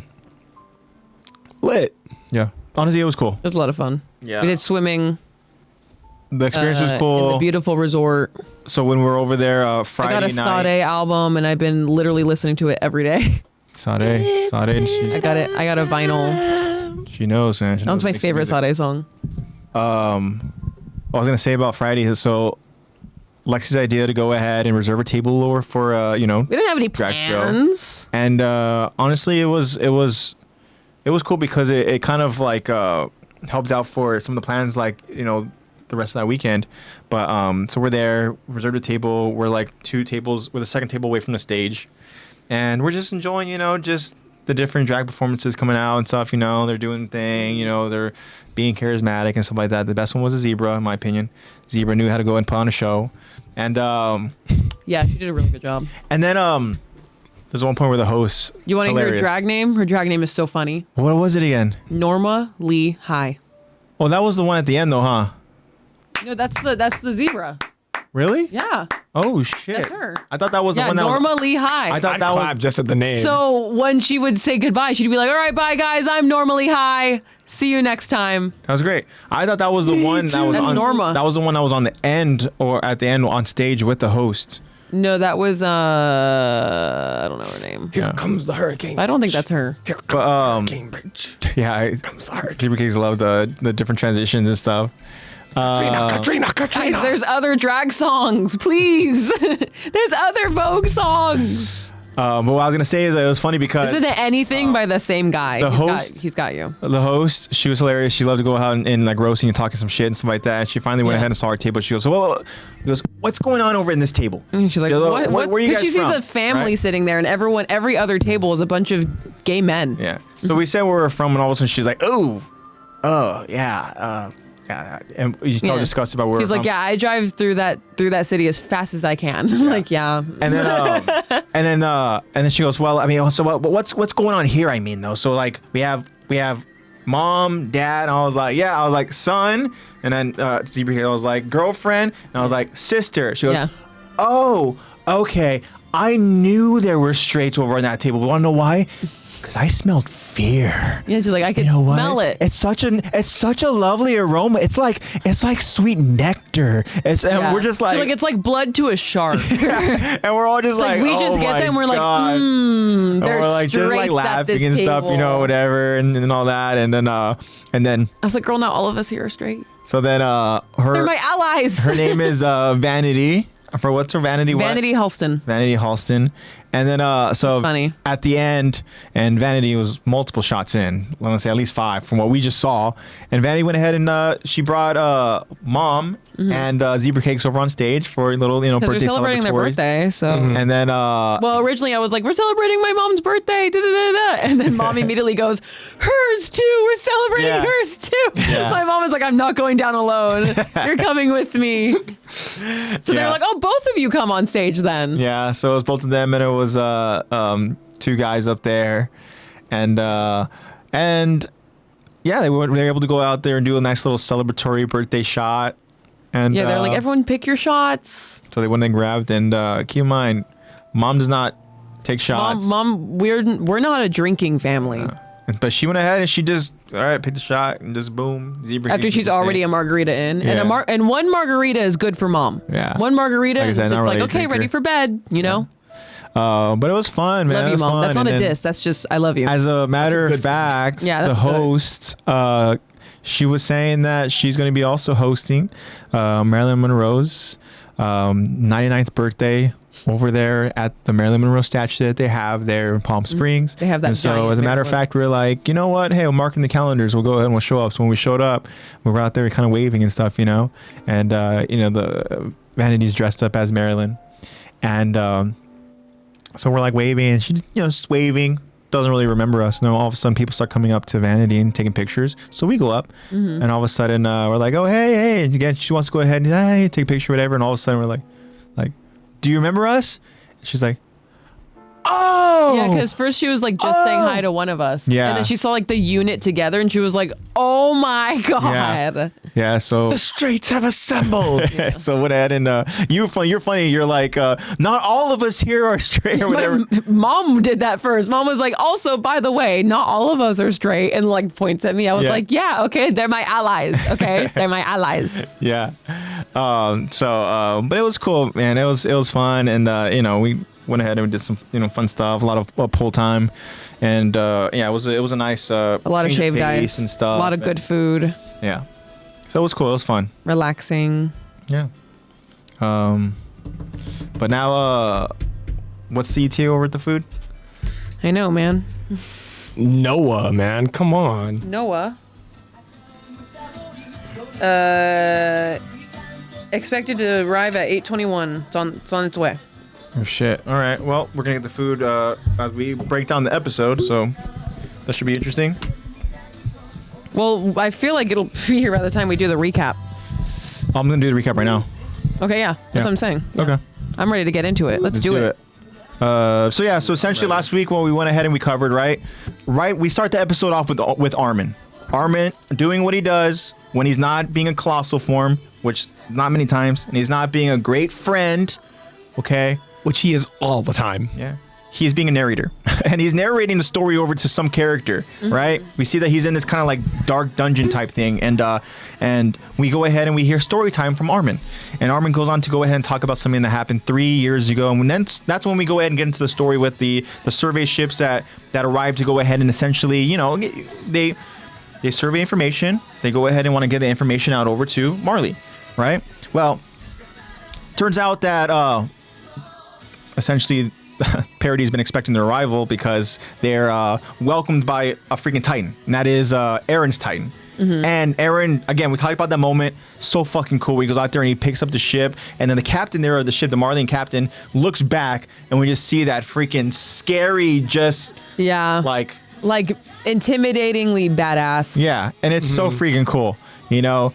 So that's what they're welcomed with. But then to really give them the warm welcome, as if that's not a, you know, great freaking grand skill of a pretty warm. welcome enough. But Hanji greets these fellow adventurers.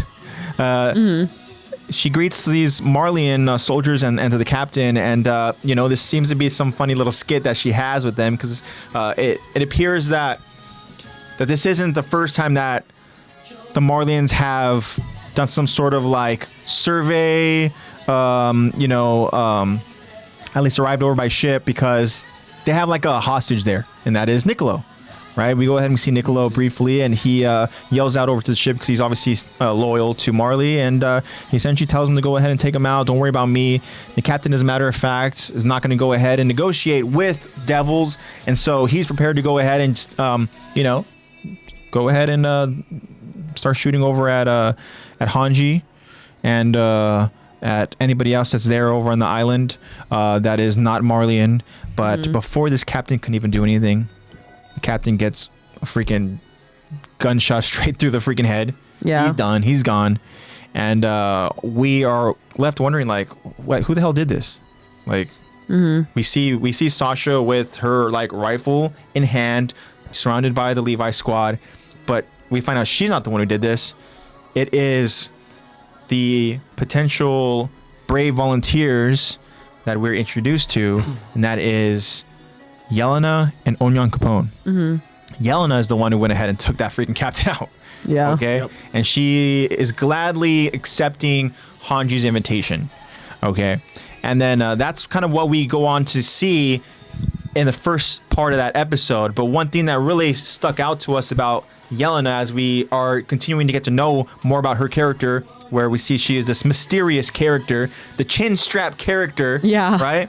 She has this fascination with the Jaegers. As a matter of fact, one line that she says, and we end that part with, in the first part we broke down, was how I've longed to meet you, Aaron. And we're going to go ahead and find out more about her. And then as we do, we come to find out that she was given orders. The person that essentially orchestrated this plan is none other than Zeke.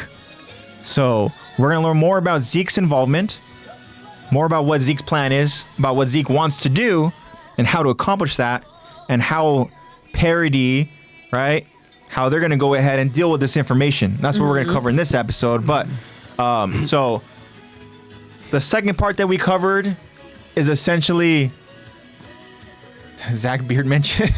No, not the. You lost your face privileges. No. We have the Levi squad that I referred to, right? That's like Connie, Jean, Sasha, Mikasa, Armin. Yeah. Obviously, Aaron is in that group as well. The core members. But they're dealing with what they just witnessed, because they just saw a Marleyan soldier essentially betray their own kind, right? They don't know fully the full story about Yelena and Onion Capone, about they were essentially these refugees that were forced to go ahead and join Marley because their nation, their land was essentially claimed. The Marleyan lore runs deep. Yeah, there's a lot involved, but it's probably the first time they've seen mutiny before. Yeah, I think so. In that scale, besides kind of like the government stuff that they kind of had to deal with, but to that scale, to that level, like definitely. Well, the closest thing was I think when they were getting ready to go ahead and hang Irvin. That was probably the closest thing, but they're like, oh shit, like the government really doesn't care anymore, like they're willing to go ahead and get rid of not just our own, but like these commanders and stuff, these leading forces that we have. But so Jean is actually right in his analysis here of saying, like she might appear to be on our side right now, but we should not trust her, which is 100% valid because of what they just witnessed. Yeah. Right? Like she was on the side of Marley, and well, she took out one of those captains. So they should go ahead and kind of like keep watch here. And we see that Mika says on babysitting duty with Sasha, making sure Sasha does not take her naps. And then Armin again. Armin She's just a sleepy, hungry girl. That's what she is, Sleepy baby. And Armin again. Shot. Armin craves knowledge, especially when it comes to what's on the outside of that body of water, opposite the sea. He wants to go and learn more about it. He wants kind of like we talked about last week. Like he wants that validity. He wants to explore and he wants to learn as much as possible and educate because they understand here that there's so much that they need to learn, right? And Aaron also too was like, you know what? Hey, like. We're lucky we were able to go ahead and intercept that ship and look, they're preparing for Marley to come back, right? Obviously with what happened over there with the Battle of Shiganshina, right? Like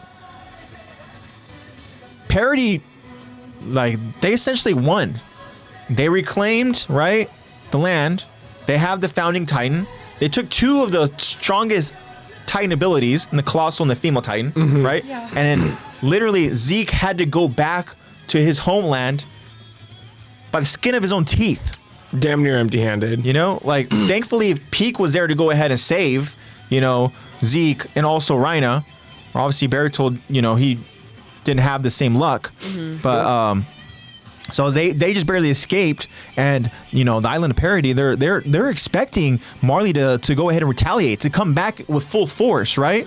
Well, we find out from Yelena what that force is, and they have a lot of soldiers, a lot of troops, a lot of just different ways of even with their fleets that they have, that the multiple ships that they have. So what Yelena explains to Hanji, as Hanji's literally looking down the freaking barrel of a gun that she's like unfamiliar with, right? Like, oh, and this now, and like seeing like how it's so like rapid fire and stuff, usually they only fire have bullets so fast. Yeah. And then so Yelena explains that Marley, their army is comprised of 50 divisions, each division is made up of 20,000 troops, right? Comes out to 1 million soldiers in total. It's a lot of feet. Okay. And then the Navy that they have is divided into 3 fleets with 21 battleships each. So again, they have a lot, right? They have a lot of My curious queen. They have a lot of reinforcements, right? And then Yelena explains too, like they're also developing new weapons and also aerial warfare. Ariel? And proceeds to kick Hanji in foot. Yeah, exactly. Levi's like, hey, Keep talking. like, stop, you're making us look dumb, okay? And then and it's funny the little banter, but anyways, Honyon Kampong goes out there and dumbs it down, saying that like they're essentially making flying ships. Okay, he says they're making flying ships which can circumvent walls by attacking from the sky. Essentially, the walls that you have there aren't going to protect you from these ships, these flying ships. Unless you turn them into a dome. Yeah. And so upon getting all this information, it's a lot. And this is kind of exactly what Parody needed. 100%. Like they needed Yelena and Onyan Capone's help. They needed information. Because if not, they were going to be so far behind, right? In what they end up accomplishing with this attack over on Liberio, right? And granted, it was pretty much just all spearheaded by Aaron just forcing them to go ahead and arrive. But, you know, had they not been informed with all this information, you know, we're going to find out again that this is information they're getting because of, you know, Plan basically, Zeke. yeah, basically Right? Zeke. But if they didn't have this information, things would not have gone well for the parody soldiers that arrived over in Liberia. Mm-hmm. Okay, like, so Not a sponsor. again, it's a good thing. Thank you again, Luca. It's a good thing for parody to go ahead and have Yelena and Onion Capone at this point. Mm-hmm. Okay, and we're gonna learn more about that again when we cover this next part of the episode. But let me go ahead and see where we finish that off with another. Oh, thank you. But God's nectar.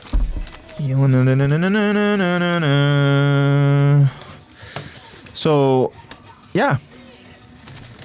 Again, it was pretty much just the reveal about Zeke's involvement, right? How this mutiny was carried out at the command of Zeke, and we are the anti-Marleyan volunteers, and our goal is to free the Eldian people. So we're gonna go ahead and again learn more about that plan,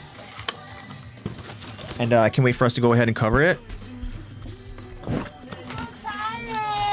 Because this next part here,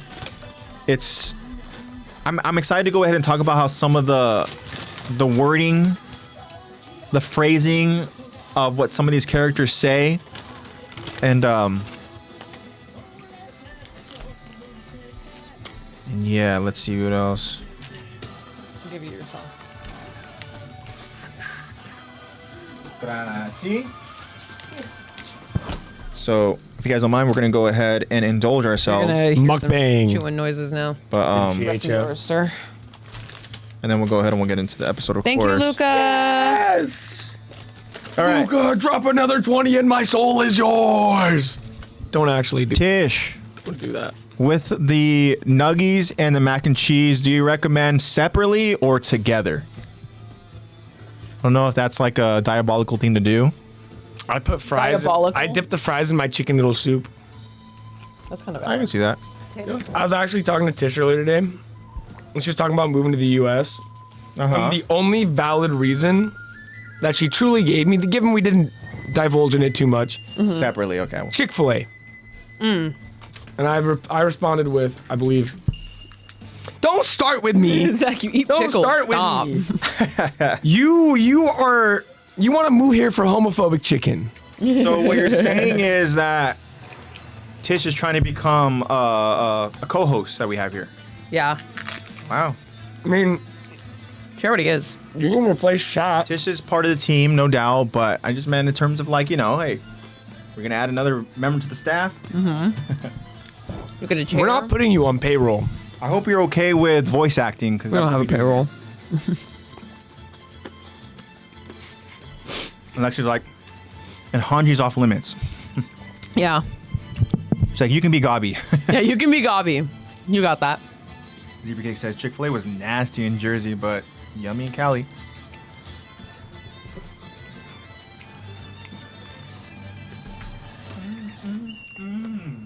Pickle hater. Sorry, I'm still a little salty about that. Pickles are fire.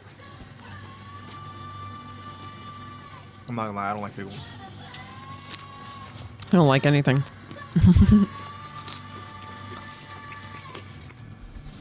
It's okay. We can't all be superior beings. That pickle superiority is something that I'll pass on.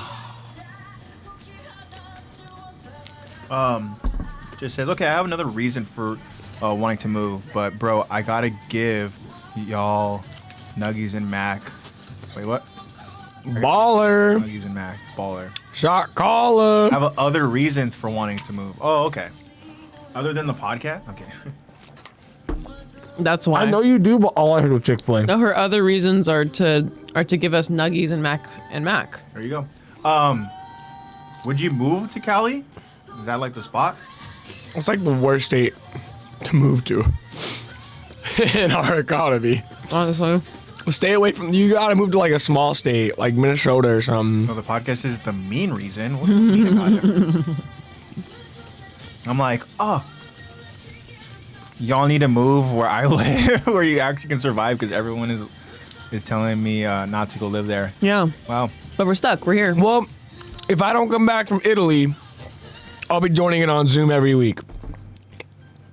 We'll see if they snatch me out there.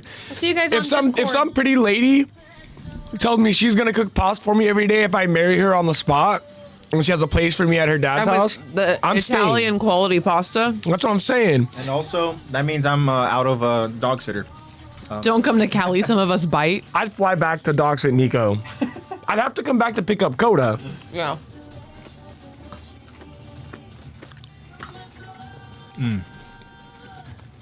Some of us bite in Cali. That's true. You're not even. Well, hold up. Calm down, Jersey. I know. Calm down, Joycey. I'm not even from You're not here. even a real Californian. It Yeah, looks yeah, like no. My camera is like smudged. Something's up with her. Whoa. Overexposed. This is like found footage. What do you think? You want to try to turn the lights off? Are you gonna focus at all? No, you have to turn the LEDs on.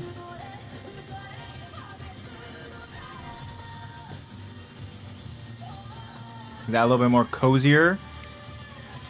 Oh. We're not so overexposed anymore. I kind of like that. Where's it This focusing is, at? it won't be a permanent move, but like a long stay. I like my ability to afford to rent alone. Where's the 'cause bracelet? roommates? Not there. I can't even get a good hand in. It's like right. I don't Trying know. to throw it to you. Oh, I think it's okay. It's okay. It's fine, guys. It's fine. You look like OG One Piece. OG One Piece. It's fine, guys. It's fine. I like my ability to afford rent alone because roommates scary. Okay, I get that. I get that. I get that. Roommates are scary. Dude, I almost fought my last roommate, my last dorm mate. You know what happened with my last roommate. Yeah. It is my first. We all only know. roommate. We all know. Because same. Yeah, for sure. You guys want to see a newborn baby that was born today? My roommate before Zebra Cakes. No. Fucking fight. No, live. You're lost. You don't get to see new I lives. just want to see your reaction. Oh my god, whose baby is that? My buddy Brendan, Wow. baby Reagan. Wow. She's 10 centimeters is what he told me. 10 centimeters. Yeah, I was waiting for the weight, but he gave me metrics. Oh my god. Actually, that doesn't look like 10 centimeters. That's what I'm dude. saying. I'm like, 10 centimeters? That baby is tiny. Did you mean What do you think, Zach? centimeters or pounds? Jacob said that we would be peak roommates, I get along with AJ. but would we get along with Jacob? I don't know. You gonna walk in my room unannounced? That's like my pet peeve. Because I almost snapped. Just knock. We'd be fine. I'm a pretty laid back roommate. It takes a lot to piss me off. It won't be a permanent move, but a long stay. Well, the stay has to be long enough for us to finish the podcast, okay? So if you move over here, it's got to be at least 2 more years. Hey, WeHo, good luck. We basically do like a year a season is what we've been doing. We've been doing this podcast for like almost 5 freaking years. Yeah, pretty much. And we're barely on season 4, episode 9. Yep. You said that? What I say? He wants to move in with Zach instead, so I can paint his bedroom green. Paint the bedroom green. That's not the part that I think Zach is focused on. That isn't what I'm focused on. You said you want to move in with me? We can move in together. We can be roommates. He's saying AJ told me he wants to move in with Zach instead. Yeah. I guess that's breaking news here. It's just like, I didn't say that. It's just like breaking news. I didn't say Newsflash. I'm like, so recap? that. I didn't say that. Knock, knock. Don't call me Sir Zach, bro. Knock, knock, Sir Zach. I'd be like, knock, knock. May I enter? May I enter? I don't think I'm ever going to get roommates again. I'd rather live by myself or with my partner. You're gonna end up having a roommate. You have one, do Coda. Wow, That's so not a it's roommate. gonna That's a be AJ? that's a liability. You're going to be partners with AJ to have him be a We just roommate? broke the news that I wanted to go ahead and move in with you. And all You just said you didn't say that. you're like, well, No, I said that. never gonna have roommates. Do you want to move in together? We can get a place. It's too late, bro. You don't even need me. Is that what you said? You said wouldn't what even you have said? come with Nico. Dude, can you imagine living with AJ and Nico? We'd be TikTok famous. With me and Nico, that means you're also living with Zebra Face. Yeah. Still live with Lexi and Blue. Right. Yeah, his friend is here. That was great. But then Toby would start bullying him, and it'd be, no, Nico can't live here. Once more, thank you, Luca. We're so appreciative. My volleyball lord and savior. This is a trash bag if you want it. Trash. I thought you had stuff to put in the bag. Yeah, Luca's literally Suki. That's who AJ is an he wants. exception. He's like, I'm literally Tsukishima. That's literally how Luca is. He has my favorite moment in the entire show. Tsukishima? I already know what you're talking You about. already know what I'm talking about. Yeah. Okay. Where he finally is like, oh my what, god, Tish? like he's pumped. Wow. It's hard because my 2-bedroom apartment is 500 USD.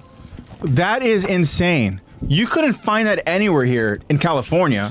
No, you can't find that anywhere anymore. I feel like you can find something 2-bedroom 500 over in. No, like, you can't. Really? There's been a study done. There's no way that Not even in anything one living off of one job can you afford a 1-bedroom, 1-bath. Wow. Yeah, even Zebra Case is like, wow, girl, stay where you're at. I'm sorry, 2-bedroom.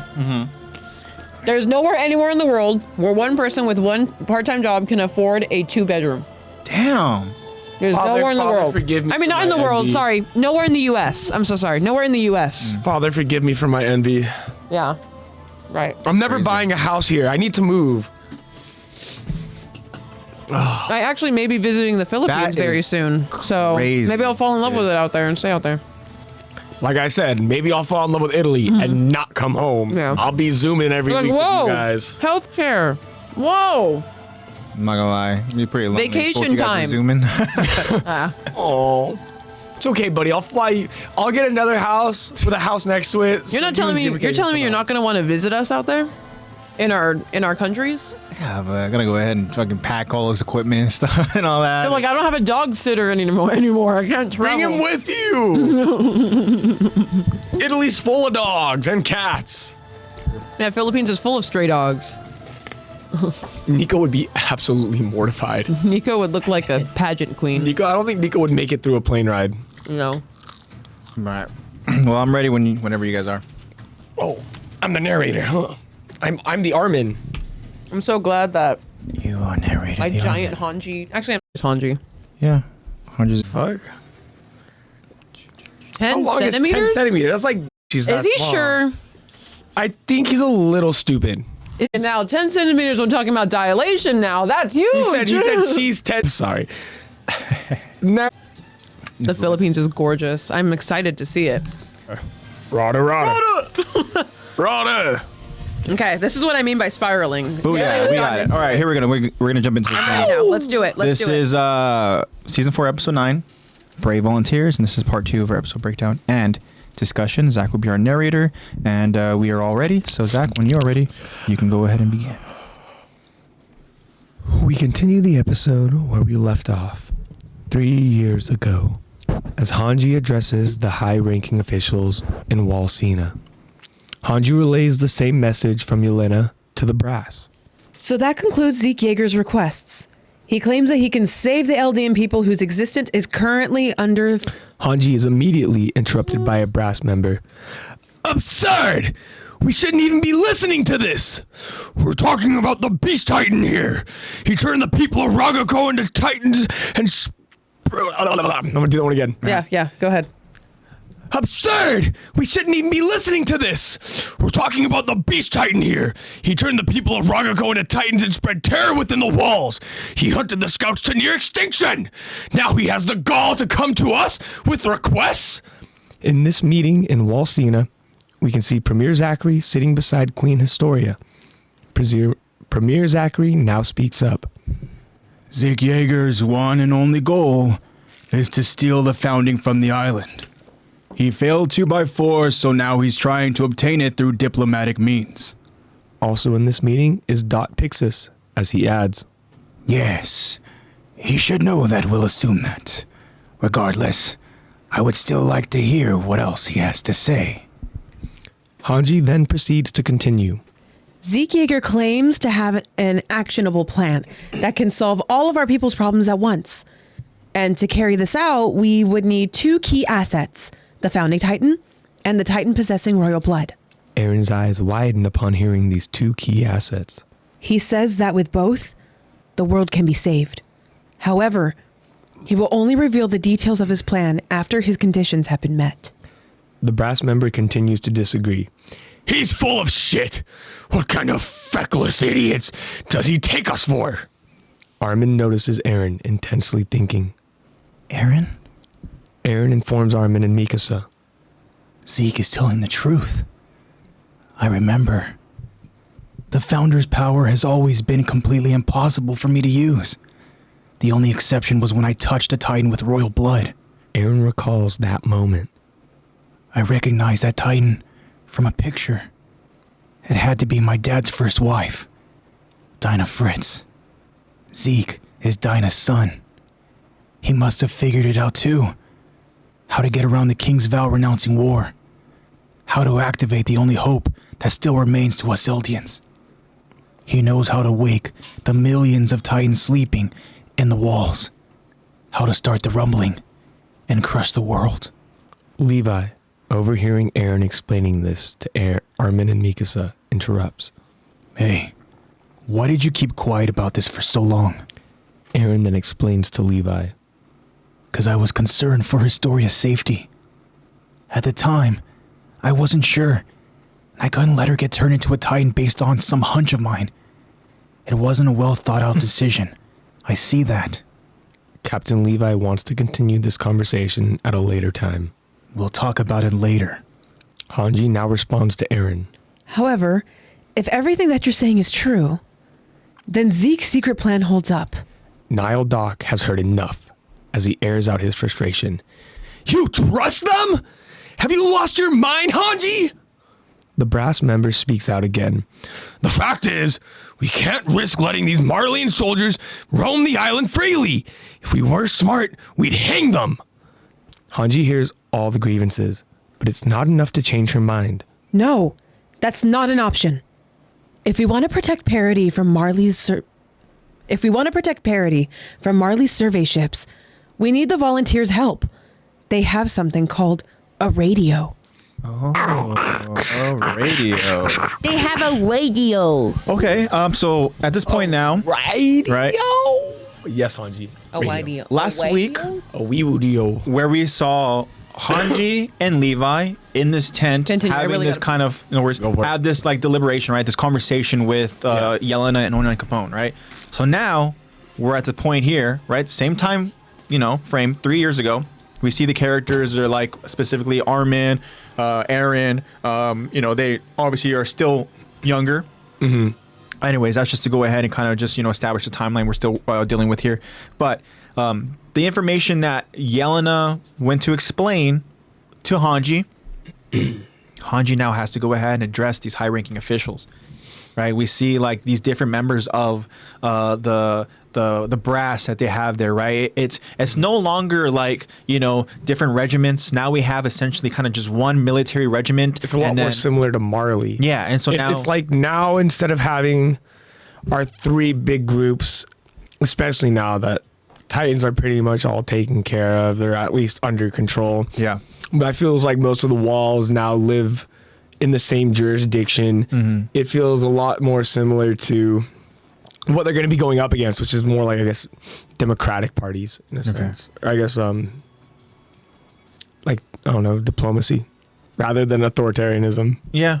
They obviously still have a queen, Queen Astoria, but you can tell that she wants to go ahead and keep things, like you said, more, I guess, Diplomatic. Diplomatic is the word to go ahead and word. use. You know, they want to go ahead and have these deliberations amongst themselves so that they're all kind of on the same, you know, wavelength and the same understanding. And I can imagine that maybe this meeting was brought up because of Hanji's information that she was given to by Yelena, right? So, and we also noticed here in chat that our friend saying that the stream was down, but it came back, and Tish says that we didn't miss the voice acting, just the pre-spiral. Okay, I'm glad you guys were able to go ahead and get the episode with us. We apologize that Twitch was, Twitching. Yeah, twitching. But so going back now, as Hanji has to go ahead and address not just the queen, not just the premier, but again, other brass members. This could be a difficult thing to do, right? Especially when you're given such information that can be like, I don't want to say that can instill fear or that can maybe obviously we see some of the brass members are very hesitant, somewhat fearful. They want to go ahead and immediately retaliate in ways that are violent, and rightfully so, because of what they've seen from the person in conversation here, that is Zeke, right? The Beast Titan. And you have to realize too, a lot of these brass haven't ever left the fucking walls. True. They don't know all they know is what they've heard and evidence they've been shown, but they haven't gone out there and seen it for themselves like the scouts have. Yeah. And then again, we know that there's very few of them that have gone out there, seen, experienced, and have survived and have come back. But that's a great point. I mean, this is all just like they're following along with whatever propaganda, following along with whatever the newspaper goes on to go ahead and tell them, and whatever it is that these other like senior leaders, like a commander Hanji, right, Captain Levi potentially. I don't think he wants to go ahead and conversate too much over with these brass members, but just the people that are, I guess, kind of in charge now. They're the ones essentially keeping these members up to date. Yeah. So when Hanji presents a crazy idea to them, rightfully so, they Are all hesitant. Yeah. So the first thing that Hanji goes on to go ahead and say, essentially, she has already explained the plan, as she says, that concludes Zeke's request. And he claims that he can save the Eldian people whose existence is currently under any. And then before she can even finish that point, right, we're going to go ahead and talk about what she just said here, right? That first off, this is Zeke's request, right? And for him to say that he can save the Eldian people, it's got to be really difficult to trust because of what Zeke has already done to this island, to these Eldians, right? And so as Hanji tries to go ahead and explain this point, right, the first brass member that we have is just immediately like, we should not even be listening to this, right? Like, this is a waste of time. Yeah. Right? The next brass member says, like, we're talking about the Beast Titan here, right? Like, he turned the people, the villagers in Ragako into Titans. Connie's mom. Right? Spread terror within the walls. Connie's Hunted the scouts to near extinction, and now he has the gall to come to us with requests? Like, all of that is 100% valid. 100%. Agreed. You know? Will you turn those people back first? He's gonna be like, it's a one-way ticket to Titan That Town, wasn't baby. in my plan. Yeah. I mean, it's hard to go ahead and trust anything that is coming from the other side of the sea, right? And Especially something that just tried to fucking slaughter you. I'm trying to think too of, like, I'm trying to put myself into Hanji's like mind. She is Poor soul. Poor soul. She is delivering this news, delivering the plan over to, again, these high-ranking officials, to the queen, to the premier, right? She had to have been somehow convinced to want to even go ahead and present this idea, right? Whatever that conversation was with Yelena must have been pretty damn convincing. I don't even think it was Yelena, to be completely honest with you. I think Hanji was more excited by the innovation that can come from the information they have, like flying vehicles, more advanced weaponry, more advanced defenses, transportation systems. Like they have all, especially since she's been in Marley now and she's seen all these to them like damn near dystopian futuristic buildings and inventions and shit. And she's just like, agreed. A woman of science. She's like, this is incredible. this is the best place ever. Yeah. And now she has access to that information. I feel like that's also like a major part for her. It isn't just the. It's opened up a whole new world. These people haven't seen that whole new world. Yeah, exactly. They still are cattle-minded, for lack of better. Cavemen versus Jetsons is what it feels like. Yeah. To be very like. So blunt again, with it. to go ahead and just make sure I'm understanding, you're talking about as if Hanji has already seen, right? I mean, we saw in their meeting, she was looking at their guns, their advanced airships, and I'm sure that talk went on for a while. Yeah. And they've probably asked what other types of things are out there that we don't. And Onyankopon talking about inventions from his hometown, or Lena talking about inventions from her hometown. Like this, there's all these different innovative things that we've seen in the world. Yeah. That you guys just haven't been exposed to behind your walls. Like you're behind on, you don't even know what public transport is. You think that means get on a horse. We think it means hop on the trolley. That's a foreign word to you guys. I'm sure they had a lot of information they were able to soak in from them that. Especially with how much Hanji talks and Onyankopon, her and Hanji, I mean, we see it later on, but Onyankopon and Hanji seem like They get along really they get well. along. So they she probably picks at his brain all the time and he's probably like, yeah, we're pretty cool. I know how to fly a plane. Again, like Onyankopon was able to go ahead and explain it in a way that they would understand. You know, it's not like with Yelena just Yelena is more like these terms, saying it in an insulting way. Yeah, Be like, wow, you don't know what that is. Yeah. And Onyankopon is more understanding of like, yeah, they don't know what this is. Girl, Yelena's what do you doing mean? it like a test. Yeah. Like she's trying to see what knowledge they already have. And Onyankopon's like, big flying ship. Yeah. Ship go over wall, drop bomb. You go boom. And that's all Hanji needs to understand, honestly. Oh, that's bad for us. To be able to be like, hey guys, what they have is crazy. Yeah. Let's just listen to what Zeke wants for a little. And even that, it's like, it's not even what they can gain from it. It's what they're up against. So it's like a exactly. it's like a double-edged sword. So I'm sure it's Agreed. more to it than just Hanji being like, yeah, it's Zeke, but like they got cool shit. It's more like we need to be ready and we need to get on their level. Yeah. And it's just that's Like what the kind world of, is now bigger than just we don't like Zeke. Yeah. Like the world is a lot bigger now. exactly, like just knowing that Yelena and Onyankopon come from two completely separate countries from Marley, like, and they probably have their own innovations and weaponry and stuff that makes them unique. Yeah, all that is completely valid too, but still, considering how they are, and I believe they said they are a year removed from the Shiganshina battle. I think what we talked about last week, right? Like, just the name Zeke still is like, You're right. Of course. It is soon. Like- yeah. Of course. like he's now Like he's, that's our biggest loss. That literally was like we That's lost. what took out Erwin. Yeah.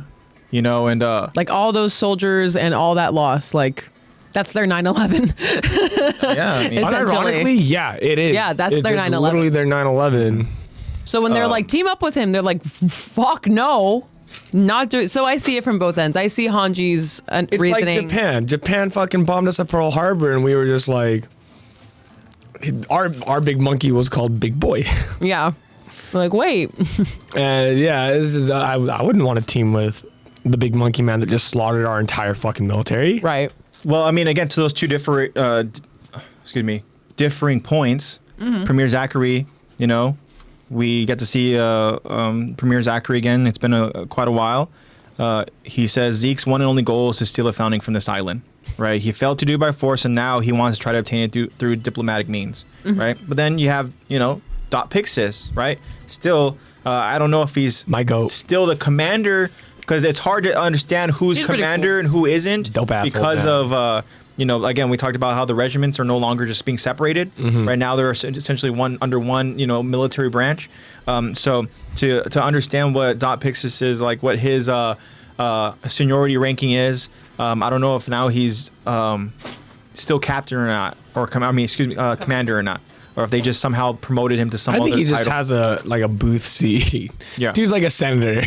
Yeah. Just kind of chills You're just a out. council member. You've seen it all. Pretty much. But again, his He voice just knows the lore. his voice holds weight because he has kind of a differing opinion than Premier Zachary by saying like, well, Zeke would know that that's what we would all assume, right? But regardless of all that, I still want to hear all the information, right? So it's like he's not, again, Pixis he's been around, he understands how this whole stuff works, right? Granted, this is at a large scale because we're talking about like saving an entire race of Eldians, right? We're not talking about just like humanity. Obviously, humanity is itself like that's such a big feat, right? At least what they thought humanity was. Exactly. That's what my point was going to be, right? We're talking about like the island, but here now we're talking about the world, right?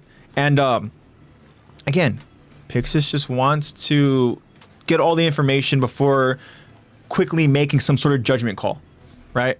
And so Hanshi then continues saying that, well, Zeke claims to have an actionable plan that can solve all of our people's problems at once, right? Think about that, right? Zeke claims that he can solve whatever it is that's going on here, right? Everybody's problem all at once. And he says, Bold or excuse claim. me, Zeke claims that to carry this out, right, he needs 2 key assets. The Founding Titan, which is obviously Eren Yeager, and then a Titan possessing royal blood, which is Zeke himself. Okay. Eren, again, his eyes, he has that moment where he's like, again, it's a realization. It's a shock. It's like we've seen this before with Eren where it's almost like He doesn't want the info he's been shown to be true, but when he finds out it is, yeah, you know, it's exactly it's boggling. moments that become real, right? And then he understands it's like now it's like, oh shit, like damn, okay, well, if that's what it is, then it's almost like we have no choice, right? yeah. Yeah. But to try to follow that plan, And how do you explain that to this council? yeah, You can't. yeah, there really is no He's way doing of the best he explaining that. can. Yeah, And then you're going to get Levi's, why didn't you say anything earlier? What's happening here? And Well- then there's like a lack of trust there, and it's a lot. but the thing that's interesting here is that like Hanshi says that Zeke claims that with both the Founding and a Titan possessing royal blood, the world can be saved. However, he's only going to reveal the details, right, of this plan after his conditions have been met. That's where things start getting a little sketchy for me, Yeah. right? Like if That's I'm where I start listening to the brass, and I'm like, if I'm Like, why isn't he telling Pixis, us the full thing? if I'm Pixis and I'm like, hold on, let's hear all the information, right, before we go ahead and make a judgment call. And then all of a sudden, Hanshi's next words are like, well, he needs these 2 things. He needs Eren, and, well, he's that other thing. But in order to explain, right, the rest of the plan, we need all of his conditions to be met. At that point, I'm like, you can't help but go ahead and just be Like, thinking, so we're giving him a this key is- to something we don't know. would've been We don't like, know which what this one's key Zeke? opens. that one? Yeah. Yeah. And then also to keep in mind what Eren means You're to giving him a the key island. and you don't realize what that key Yeah. opens. Eren was their last hope for humanity, Yeah. their last hope for parity for a long time. Yeah. Right. And so now it's like, Just give him up like that's kind of crazy. would you just go ahead and exactly just allow Zeke to go ahead and use Eren as this tool, as this potential weapon or whatever it is? Because again, they don't know the full extent of whatever this plan's gonna involve, the details, right? And it's like, if we just trust that this plan's gonna work out, we give him what he needs, what he in order to fulfill his plan, right? And the rest of us are just gonna kind of understand, you know, as they happen. You know, it's like at that point, it's like, well, you know, how are we supposed to go ahead and try to negotiate and work through building trust? You know, Yeah. and obviously seems very one-sided. So again, we can understand why, you know, there's some questions and why there's some hesitation. So, and that's why, again, Zach was mentioning the brass. So you start agreeing with the brass. The brass is like, he literally says Zeke's full of shit. He goes, what kind of feckless idiots does he take us for?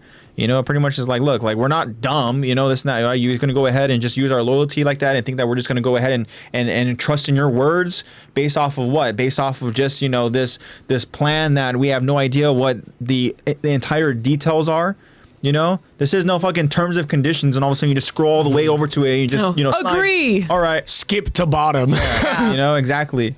Just don't read it. Just check the box at the bottom. Yeah, and then Your soul. And then Aaron again goes on to go ahead and inform Armin and Mikasa, right, that like, look, he had that moment, that realization where he's like, shit. He goes, Zeke's telling the truth.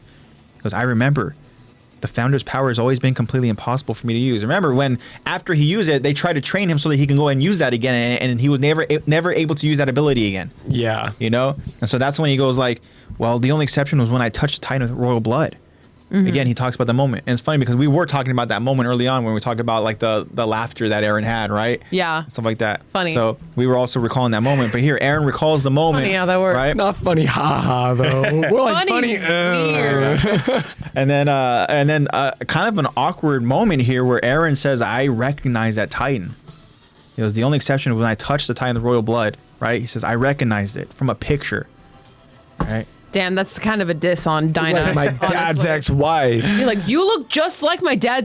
Really? Like my this? smile? Yeah. Are you Like this? seriously? Oh my god. Seriously. And I would have loved it if she talked and been like, don't talk to your fucking... We're live. And yeah. I mean, the YouTube video, you guys get to see all this play out in action in the you get YouTube to see our video, live reaction so- to discovering that Twitch is having issues. Yeah. But okay. Yeah. Now we're back up. Now it says we're back up. All right. It's weird. It must be Twitch must have had just recently had an update and now it's like fixing itself. Or like applying itself in the middle of our stream. Yeah, here we go. We're live. It happened again, yeah. So Yeah. Yeah, there we I go. know, Jacob. We just realized I went ahead and Yeah, Jacob, we we were just did going some through research. a breakdown. There we go. There. Oh, who is that? Hold on. Is that Zach? Oh, that's you. That's me. I'm second to Jacob now. Yeah, we apologize Yeah, about we that. just discovered that Meception. Twitch is having issues, I suppose. Stop. You can't be me, baby. Apparently So- Jacob did. Can you If guys it goes just to out give us an again- idea? Can you let us know what was the last thing you guys remember? Yeah, how long have you guys been out? Because we were going into a full in-depth discussion about the podcast and the breakdown, and you guys will hear it because we're gonna send what we're recording on our end. We're gonna send that over to. They'll to get Nate. it on YouTube. And Yeah, there's no Spotify and breaks all in the that. other where we upload it later on, but this live on Twitch is having issues. 4 minutes. 4 minutes of nothing. Wow. That's crazy. Yeah, during the 4 minutes, we discovered that Twitch is having issues. Twitch has been down for a couple of areas. So our plan is to just continue the podcast. Tune in when you can. Hopefully, it comes back and stays back. But the new episode. We'll has the cuts respond on to you YouTube. guys as you guys message. Yeah. So, but we're still recording this. So if you guys felt like you missed anything, or want to watch, you know what time this stopped at, watch the rest of it when it gets uploaded. Feel free to. But we're gonna continue the episode as normal, and we're really sorry about the issues with Twitch. Our favorite thing about this podcast is doing it live with you guys and having your guys' input, but we can't control when Twitch is having issues. So the show must go on. Sorry, y'all. And thank you for sticking around. I think we can talk about that after. Also, too, as far as the cuts on YouTube as well for the new episode, I know that I talked to Nate about it, gave him a heads up, and he said he was going to do the best that he could. So it's pretty much the best that he could at the time because the stream was split into 3 different streams for last week's episode. Excuse me, and so Nate went ahead and pulled from Twitch. Like I said, this time we'll go ahead and we'll send our recorded. Yeah, we'll send the pure Titan form. Yeah. And then We'll send the raw footage, baby. Yeah. we're not going to kick.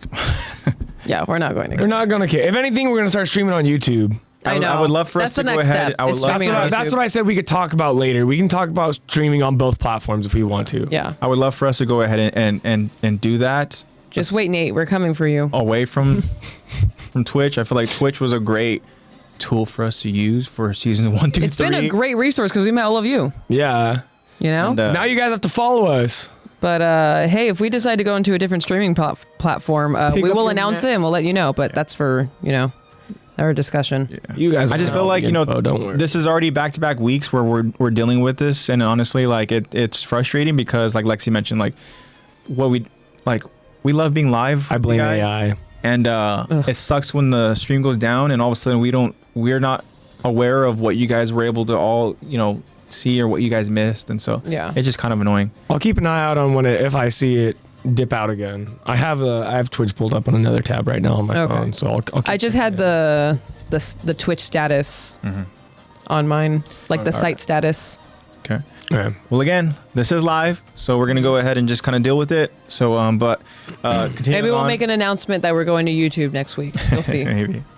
So continuing on with what Aaron is explaining over to Armin and Mikasa, right? He says that that Zeke must have figured that out as well. He says that he must have figured out how to get around the kings of Val renouncing war, how to activate the only hope that still remains to us Eldians, right? He says he knows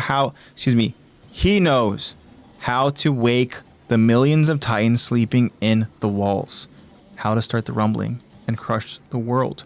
Well, that could be a lot to go ahead and receive if you're Armin or Mikasa.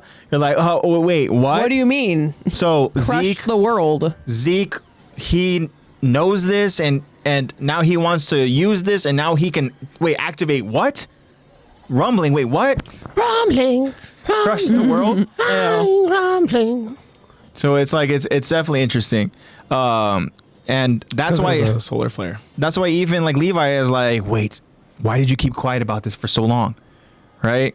And then, Aaron goes on to go ahead and say, look, like, I need Historia to go ahead and stick around so she can, have my child. I mean, he's like... right. He's like, that's his reason. Facts. I was concerned for Historia's safety, okay? I wasn't sure, right? And I didn't want to go ahead and let So what if her kid has the same exact eyes and eyebrows as me? Seriously. I couldn't let her get turned into a Titan based off of some hunch of mine, right? I am not the father. Right? I'm like, hey, Levi, stop looking at me, right? Right? I know, Levi just kicks him. I know. And then Levi just being like almost like a parental figure is like, we'll talk about this later. Yeah. We'll just talk about this later. But the Hanji, she hears what Aaron is trying saying. to parent him. Yeah. And Hanji hears what Aaron's saying, and then so she says like, well, however, if everything that you're saying is true, then Zeke's secret plan holds up. Like, this is confirmation in Hanji's eyes. Okay? So, again, the brass, they don't agree. One of them mentions that, like, we should just go ahead, essentially, we should respond with violence to the Marleyan soldiers. And Hanji, again, just immediately is like, no, that's not an option. And if we want to protect parity from Marley's survey ships, we need the volunteers' help. They have something called a radio. Mm-hmm. Again, there's that technology. Oh. And that's what we're actually going to go ahead and begin this episode with, this radio. And I'm narrating. Lexi is our narrator. So Yay, narrated Lex. Okay. Ready? Lexi will start. Oh my God. Sorry, I totally. It was the Dr. Pepper. Also, speaking of Dr. Pepper, did they screw up your soda or no? No. Well, it's gone. So No, I mean, they pushed the right button on the. Which one did they push for you? Dr. P. So mine says Diet Cola. what? Like you have both of them clicked? Yeah. I'm so sorry for you. What? I knew something was off. I was like, is my taste buds all fucked up? I'm like, that's so weird. They mix yours. They're like, we're out of Dr. Pepper syrup. Just fill the rest with diet soda. Diet So Coke. it's just Diet Coke. Which, I'm sorry I took the Is what it last is. of the Dr. Pepper, AJ. honestly, Took the last you one. did the same thing while dog sitting too. So Oh, get No, called but out. He told me that Dr. Pepper was for me. Okay, so I did it jokingly because I checked yesterday. I was like, I wonder. I was kind of curious if Zach went ahead and left some Dr. Pepper. I took the bottle home. yeah. There was like a quarter left. I was like, I'm not gonna leave AJ a quarter. Honestly, of a it's bottle fine. of Dr. Pepper. It's fine. I was surprised you guys didn't touch the Arizona teas. You only I'm fuck not with a those? tea guy. I don't see you guys. Okay. That's fine. I I was enjoying that yesterday. But I just did it for. You don't like for, my fridge choices? I just said it for the gag, whatever, for the Dr. Pepper moment. He knows I love Dr. Pepper. Which is why I'd be there I for got it. damn And then near it was 2 whole gone. days. That shit was not lasting. It wasn't a full liter. Or excuse me, like it if wasn't it was a 2 liter. if it was a 2 liter, I would not have finished it. But it was only a liter. It was a liter. Yeah. only a liter. Yeah. I had 2 days. Pickles and Dr. P blasphemy. Whoa, wait, what? What's the Dr. P blasphemy talk? Why is this soda spicy? You don't like Dr. Pepper? Oh. Okay, the thing is, I just think all soda tastes like that. This is All just right, a Tish. hater. What is your go-to soda? Well, she's gonna be like, I don't drink soda. You're like, water. Like What? water. She's like, That's I the drink right V8. answer. No. I drink Mio. Berry pomegranate flavored. There you go. Berry pomegranate Mio. Mountain Dew is Mountain Dew. Jacob's. Diet Coke. Hey, Coke. Well, then there you go. Here. You Well, have the that's rest what- of that. Diet is worse for you than a regular Coke. or a Look Poppy. It up. Or Look a it up. Poppy. Hoppy. I don't know what the fuck a Poppy is. It's like a flower? LaCroix. It's like a LaCroix. It's just like a sparkling. That's spicy water. Yeah. Yeah. Okay. All Are we right. ready? Shall I narrate now? Yes. Real quick. I'm a lemonade Jacob says, girly. you're Sugar King. And Zeke says, I'm a lemonade girly. No, you're a Diet Coke girly. Come on now. You're a Diet Coke girly. Prebiotic. Oh, prebiotic soda. Prebionic. Got it. Prebiotic soda. Bionicles? Oh, Good for those your are- tummy. The Only at prebiotics. restaurants. Just like clarifying. Yeah, she's like, actually, you've only ever seen me at restaurants. So, Alrighty. I'm ready to go ahead and do this. okay. It's already, oh shit. I know. It's getting late. Okay, ready? Yeah. Time. We continue the episode as we hear a radio message from Yelena. The message says, "This is Survey Ship 1, requesting immediate aid. This is Survey Ship 1. Please respond." A Marleyan soldier on a separate survey ship tries to respond. We read you. What's your situation? Yelena responds, "Thank goodness! Our ship ran aground." We see a sinister-looking Yelena on the other end of the radio call. "We've been waiting for so long for help." The Marleyan soldier responds to Yelena's urgent call. We're coming. We're in the cove. Huh? Hard numbers? Don't worry. We're sending 2 survey ships your way. We fast forward to those 2 survey ships arriving to rescue Yelena. We actually see both Yelena and Onyan Capone waving out to get the attention of the ships. Yelena and Onyan Capone appear to be stranded on the ground, on the grounded empty ship. A Marleyan soldier calls out to them. Hey, you all right? We're coming to pick you up. As a Marleyan soldier approaches closer, suddenly a Titan transformation erupts off in the distance. The Titan transformation is enormous, like a bomb. The Marleyan soldier cries out to warn. It's the Colossal Titan! How? The burst from the transformation sends the ship and everyone on it into a frenzy, as everyone holds on for dear life. Onyan Capone yells out to the Marleyan soldiers. Hey, it's the enemy! Hurry! Jump off! The Marleyan soldiers all abandon ship and begin to swim to the coast. As the soldiers reach the shore, they are met with guns and devils. Captain Levi welcomes the Marleyan soldiers. Welcome to our defiled island of filth-blooded devils. You're gonna love it here. As long as you like drinking pig piss, feel free to turn us down. But if you don't want to come ashore, you'll need to swim back home. Meanwhile, we see Armin in his colossal form, standing ground as a wall. We hear Armin narrating. It was fun back then. Then we go back to Armin with the seashell in his hand, telling these stories to someone. We knew that as Eldians, we were feared and hated by the rest of the world. By people on the other side of the sea, whose faces we had never even seen before. But not everyone across the sea was an enemy. That fact gave us comfort, and we finally got to learn about the outside world and all its complexities and mysteries. We see a montage of our familiar scouts growing older as they become educated on the outside world. Sasha decides to ask, "Oh, by the way, why is your..." I'll try it again. It's such a good line.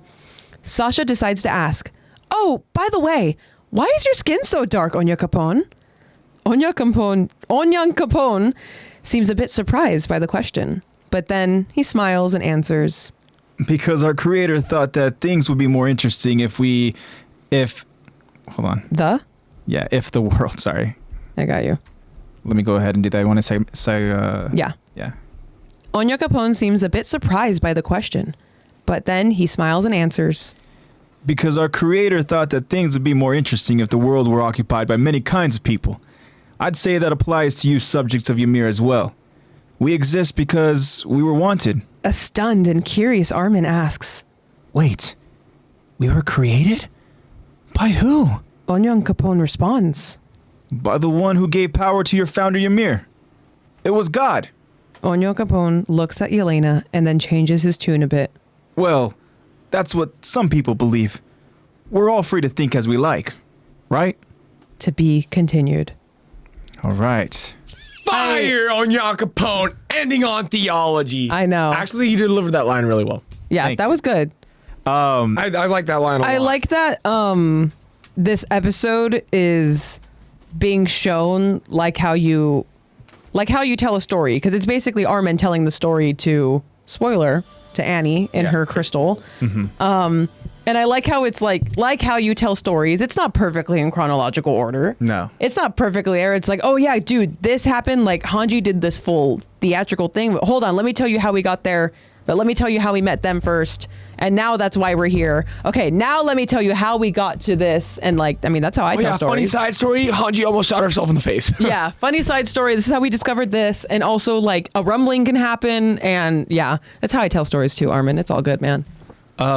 One thing I mentioned. That's a Black King right there, says Tish. Yeah, amen to that. Oño Capone is the GOAT. I'm glad you guys were there for that line. That line's really funny. Sasha's just good. One thing I wanted to go ahead and So talk pure. about, and I kind of alluded to it a little bit with when I mentioned at the start of when we were getting ready to cover the episode about like how certain phrases and certain words and how they could have like, for me, I'm like, I can't help but have that mindset. I'm like, it's almost funny that it was worded that way, or it's almost kind of interesting that I was like, kind of like vague a little bit. And I'm not saying this is vague, but like Oño Capone says something and he believes it, but the way that Yelena is kind of like giving him a look, I'm like, almost where Oño Capone has to change his tune a little bit, where he even says like, look, well, that's just what some people believe.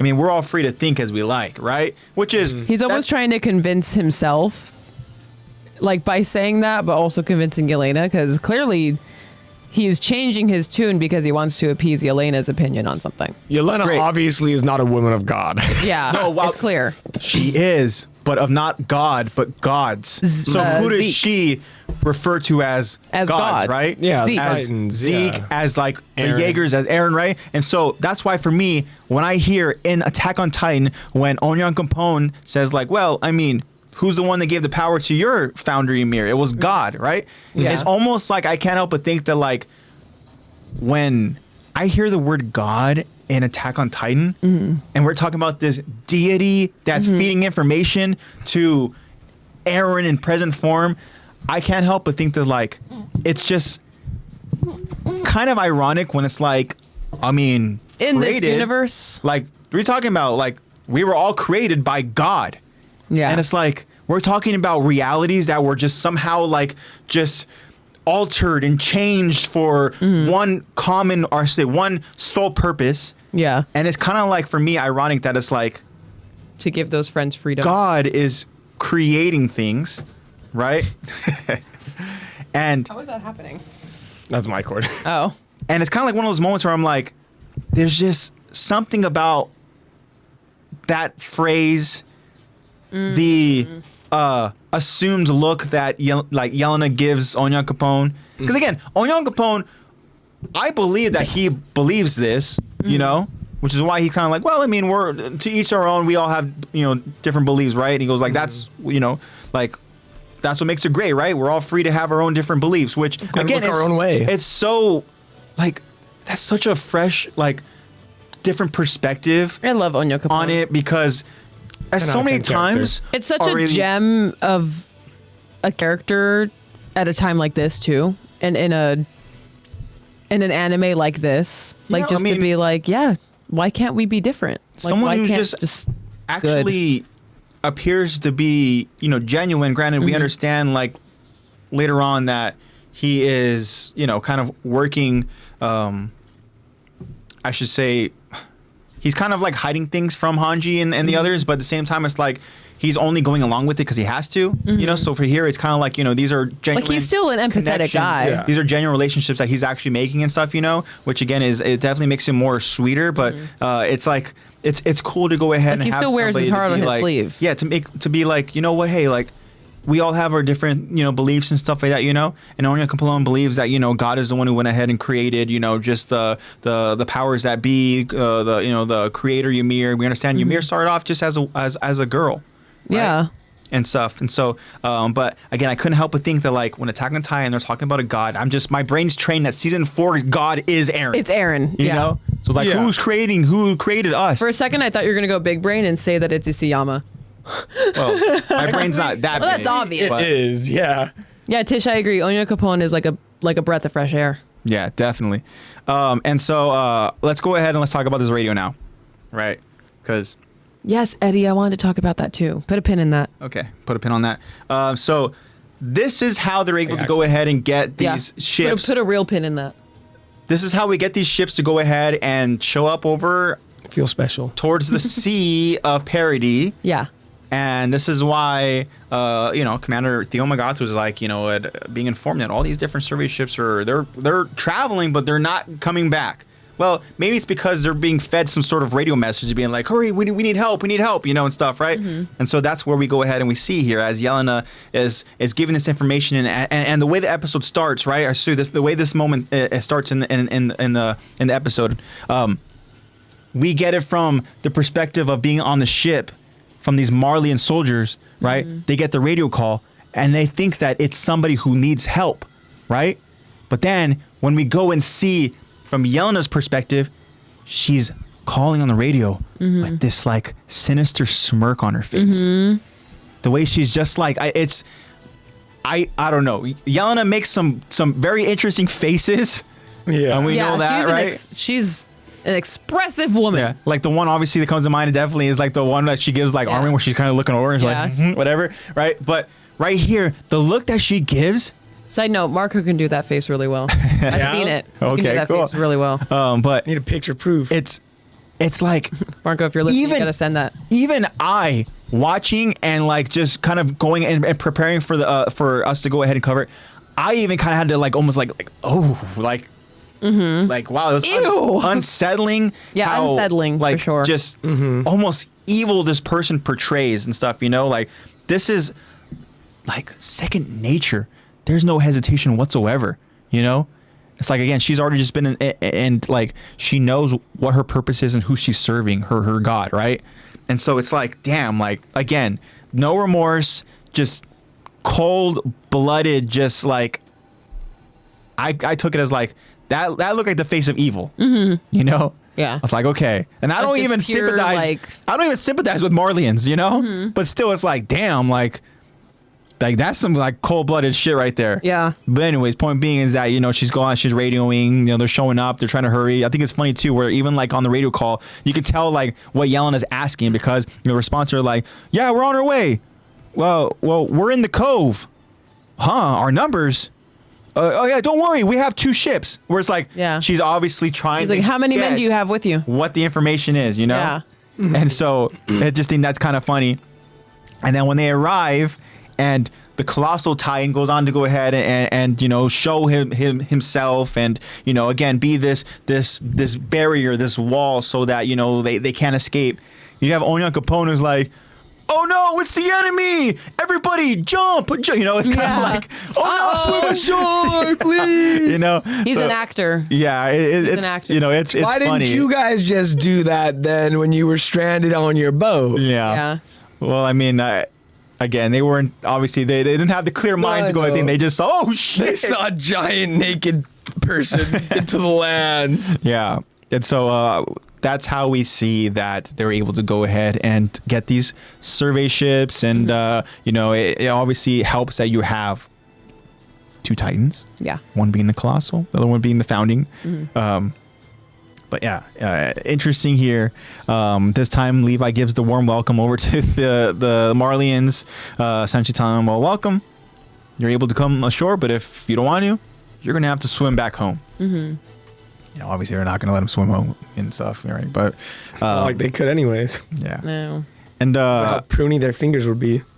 and then the last part here is as Armin tells the story to Annie, right? He says, and these are interesting choice of words from Armin. It was fun back then, right? So like this is fun to him, right? And Well, in comparison to what more he Hostage has versus seen. no, murder. I get that, but again, that just goes to show us like what they've all been through. Like the fact that they had this moment of peace and stuff, you know, at least peace of like of everything that they've There's not experienced. like an impending doom. And now they're kind of 3-year like, spurt of innovation. yeah, and now they're like, again, they're just being educated, you know. They're Yeah, essentially they're just like more advancing, educated, so which is they feel more. They are Yeah. the pioneers of stable. their generation. Even They though they're really are. stealing from other countries, Yeah. they are the pioneers. They of are. their well, I mean, come on, generation. Zeke was like, oh, you know, I made this for you. It's a freaking ODM gear. Yeah. What? Fuck that dude. Eddie even says, okay, now this is interesting. It's like Marley's in the 1940s because of the radio, and Yeah. parody is still in the early 1900s. Yeah. Yeah. Yeah, exactly. This is why the excitement is from Armin is like, you know, again, like Zach mentioned, like this is their period of advancement. And, Yeah. This you is know, their stuff. industrial revolution. Yeah, Ah, exactly. I was the just about to say. wavelength. I was gonna say this is the. You said it first. I was like, I know it too. Big metal stuff. Big metal stuff. Industrialization. The The You knew what we industry, get me away from that. Diddy all in that shit. Oh God. But, yeah, again, Armin, he goes on to say, like, it was fun.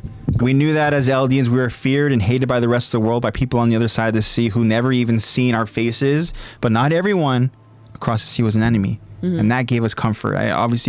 For me, I think he's obviously talking about, you know, Yelena and Onyan Capone, you know.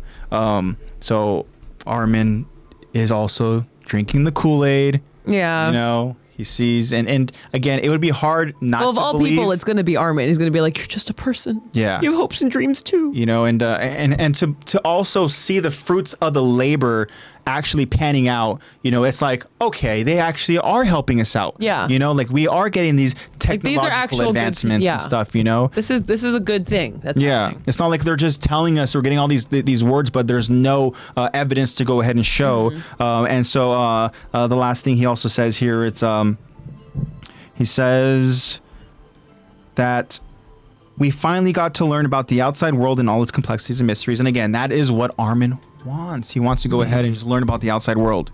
Okay, and then we get the funny moment again from Onyan Capone and Sasha. And yeah. And then we get just words of wisdom that we talked about from Onyan Capone. Yeah, beautiful. So we had a pin in something, right? Yeah. What is, so read it again what Eddie says. Eddie said, right, but some people within the walls have knowledge about God. Yeah. I'm unpinning. Isn't that crazy about how up until Onyan Capone, well, I mean, I guess they had Pastor Nick, but we don't really know what his religion really They were entailed? They were other than followers of the walls. Yeah, of the walls. That's the extent of their religion, it seems like. That just stems from Ymir at the end of the day. Yeah. So Aren't they named after her 3 daughters? inside, yeah. But they also, Pastor they Nick didn't- was aware of the Titans inside the walls as well. Yeah. So they had some kind of knowledge, but they didn't have what we have in terms of modern knowledge of religion. And I think it's just so interesting. And I think you agree, Eddie, because I mean, you made the comment about it, that it's so interesting that inside the walls, they have no concept of really like religion, like meaning of life and like faith. Like in the wall, they have no idea. Like even as far back as like generations that like There's no cavemen, theism that like they they couldn't like prove. worshiped the sun. Like there was always in history, there was always some, like they always worshipped something. There's always a meaning of life with something. And with the walls, I mean, inside of the walls, it maybe just was the walls, but only for that select few. Everything else, it just seemed like, try to survive, you know, which is really cool that like well, Onyan Capone just dropped a To crazy be bomb on fair- them to be like, hey, there's religion. to be fair to the people there in the islands of Parody, their memories were wiped. Yeah. You know, That's what I'm saying, is that they have no knowledge Yeah. of religion at all. That's why it's crazy that Anya Capone is just like, yeah, so I think God made us this way. You know how God, gave you your mirror powers? They're like, what are you talking about? Yeah. They're like, all we know is Cena, Rose, and Maria. Yeah, that's literally the all we fuck? know. There's more than Ymir? Yeah, exactly. They're like, what? There's more than. It's like discovering like, oh my God, we're on a planet, and that planet is in a solar system. That Eddie solar dropped system's in a it. galaxy. That galaxy is, It's true. Their god, their galaxy is Ymir. yeah. Yeah. And they're like, hey, you're not the only And galaxy, dude. it is a massive galaxy with the paths and stuff. Yeah. Eddie says, well, because when Sawdust was talking to the cadets in the early episodes, he said, you'll be able to take down your own Goliath. So implying he has some knowledge of some biblical story. Oh, right. Wow. I mean, who Good knows? pull, Eddie. That could also be like their own that's just take on it. A writers. They could just be calling it a Goliath in reference to something being big like a Titan. That's true. It could just be a word that they have in the dictionary. It could have just, it could have been something Yeah. Isayama was like, funny little word. Yeah. Put in Maybe your own someone will Goliath. see this and be like, Maybe season 1 he was like, he I'm was not thinking about you when he taking it put like that in there, Eddie. He was like, someone will find this. Yeah. And Someone then they'll find be this like, and then Tish. it'll be season 4. Just says that honestly, when I first watched the scene, I thought that he broke the fourth wall. Oh, Just saying. being like looking at the camera and being like, well, we can all believe our own things, right? Honestly, Might as well have been. I wouldn't doubt if the manga panel, he was looking straight out the manga panel. And for that to be at this part of the story too, to be like, do I agree with Aaron? Do I not? Because this is about the time when the Watcher is like, what's happening with Aaron? Yeah. Like, do I agree with it? And obviously it only gets worse from here, but that could be funny if it's like a little, if Isayama was just like, just, have him be like, well, we can all believe what we want, right? During We the all have time. right to our own belief. And breaking the fourth wall during the time that the Watcher is like, I don't know what to think. Do I like Aaron? Yeah. This motherfucker just got Sasha killed. Do I want to hang What's out with this happening? Yeah, 100%. No, Hanji was like, why are you all black? And he was like, our creator is inclusive as hell. Actually, it was Sasha. Sasha said, why you all black? Yeah, but Hanji was thinking it too.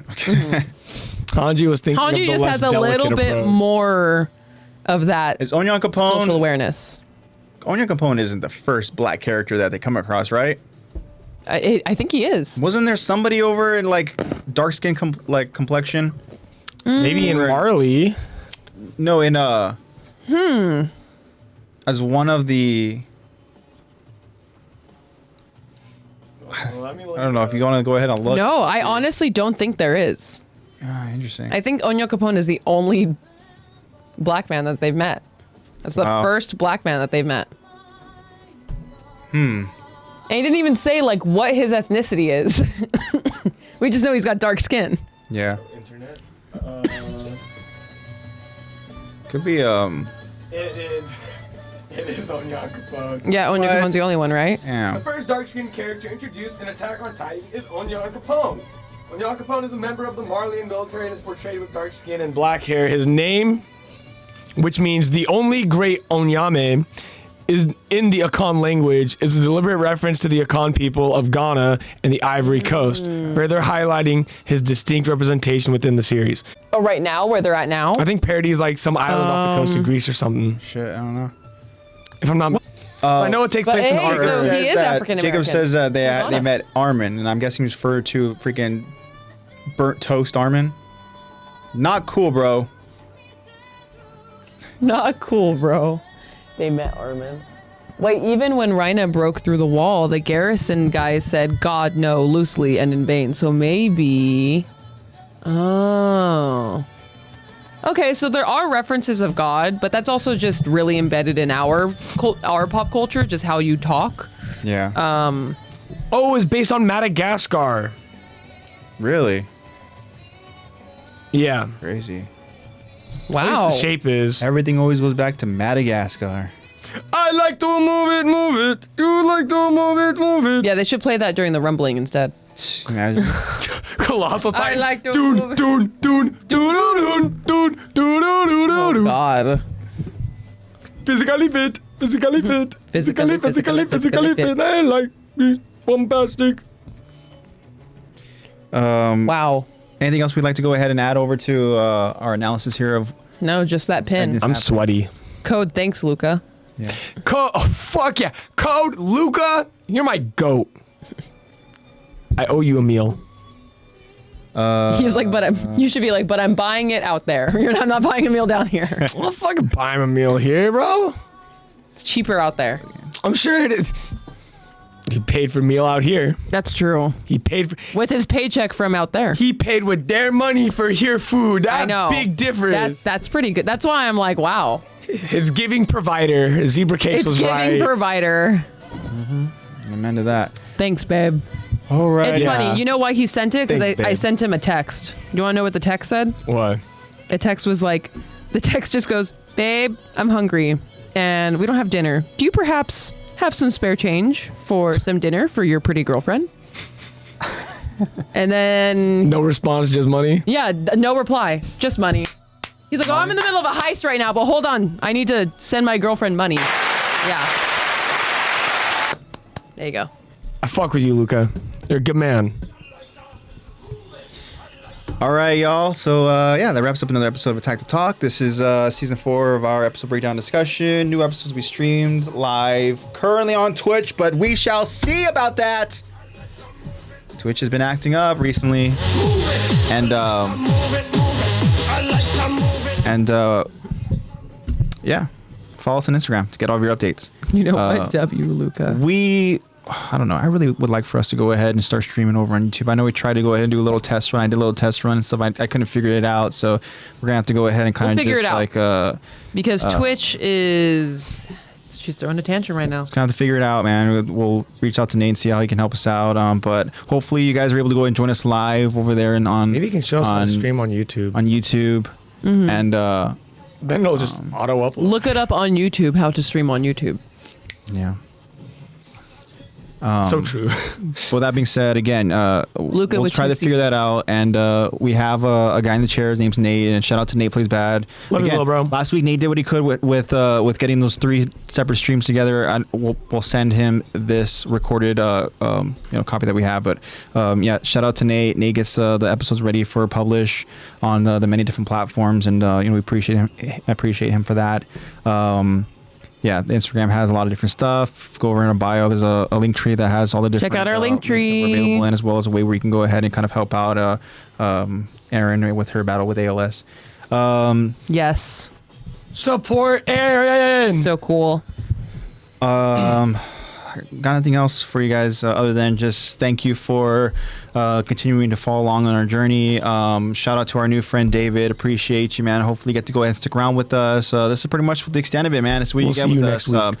You go ahead and you get to hang out with us. We like to go ahead and just like bullshit. We like to go ahead and spiral. We like to talk about different topics, and then we get into just the structure that is the podcast itself of Attack on Titan, where we discuss and break down each episode. But I hope you enjoyed it. Again, thank you so much for tuning in. You said you went ahead and you started watching some episodes before you joined us live and stream, and I appreciate you for the support, and again, I really hope that you're able to go and join us for future episodes. And shout out to Tish for getting another friend for us, and we appreciate again just the loyalty that we have from our friends. It's truly incredible.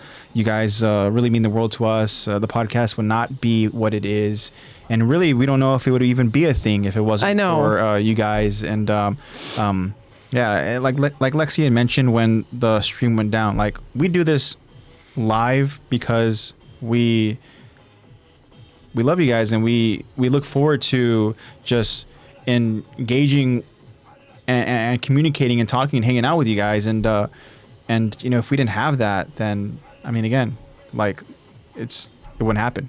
Like we wouldn't be doing this on a weekly basis. Yeah. I don't know if we would even be doing this.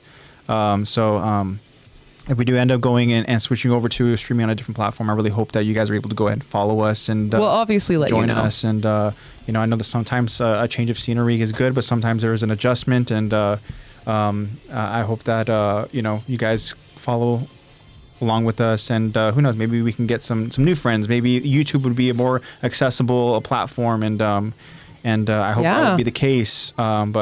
Again, your support, it means the world to us, and the community. That again, I can't just be more thankful to have this community that was created because of Attack on Titan. and it's a special thing, and every time I think about it, and every time I close the podcast, I literally am just like in awe of just everything that this podcast has given to me in my life. And so I want you all to know again, just like genuinely, that we just appreciate you all so much. And you all could have easily just like left when the stream just ended. The fact that you waited for it to come back for 4 minutes. It's crazy. Like again, like that's how I know it's like real genuine love. And I want you guys to know that it's obviously reciprocated. And we love you all so much. And it's special, honestly. And I'm just so blessed and thankful. So with that being said, in the world that we live in, I really want you guys to just try to be just kind, caring, and positive-minded people. It's a lot of crap. It has a lot of just different things in life that we all go through, that we all deal with, and just understand that there's always there's always a light at the end of the tunnel. There's always a brighter side of things. There's always going over that obstacle and getting through to the other side. And I don't know why I'm saying this, but I don't know if it's something that maybe somebody needs to hear, maybe something that I need to go ahead and hear, and I just want to go and say it out loud. But you're always seen, and you're never alone.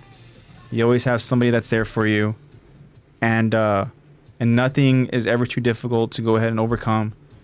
And again, as we deal with many different things, different obstacles, just different things in life,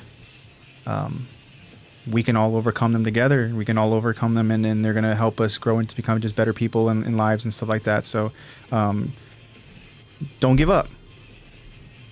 Go ahead and just try to pursue things that you want to pursue, and passions that you really care about. And again, like this is just an example of it right here, because if the three of us didn't go ahead and pursue this podcast, then we would not be talking like we are. So you never know what the pursuit of your passions can bring to your life. And I want you all to understand that whatever it is that you're pursuing as far as a passion, you have our support. And you know that if there's something that you have that you're pursuing, we'll go ahead and we'll shout you out and stuff like that. And so yeah, let us know. You got 3 loud ass cheerleaders here for you guys. You have a whole clapping.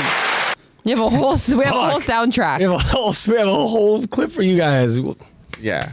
Nate, edit people in the background. Yeah.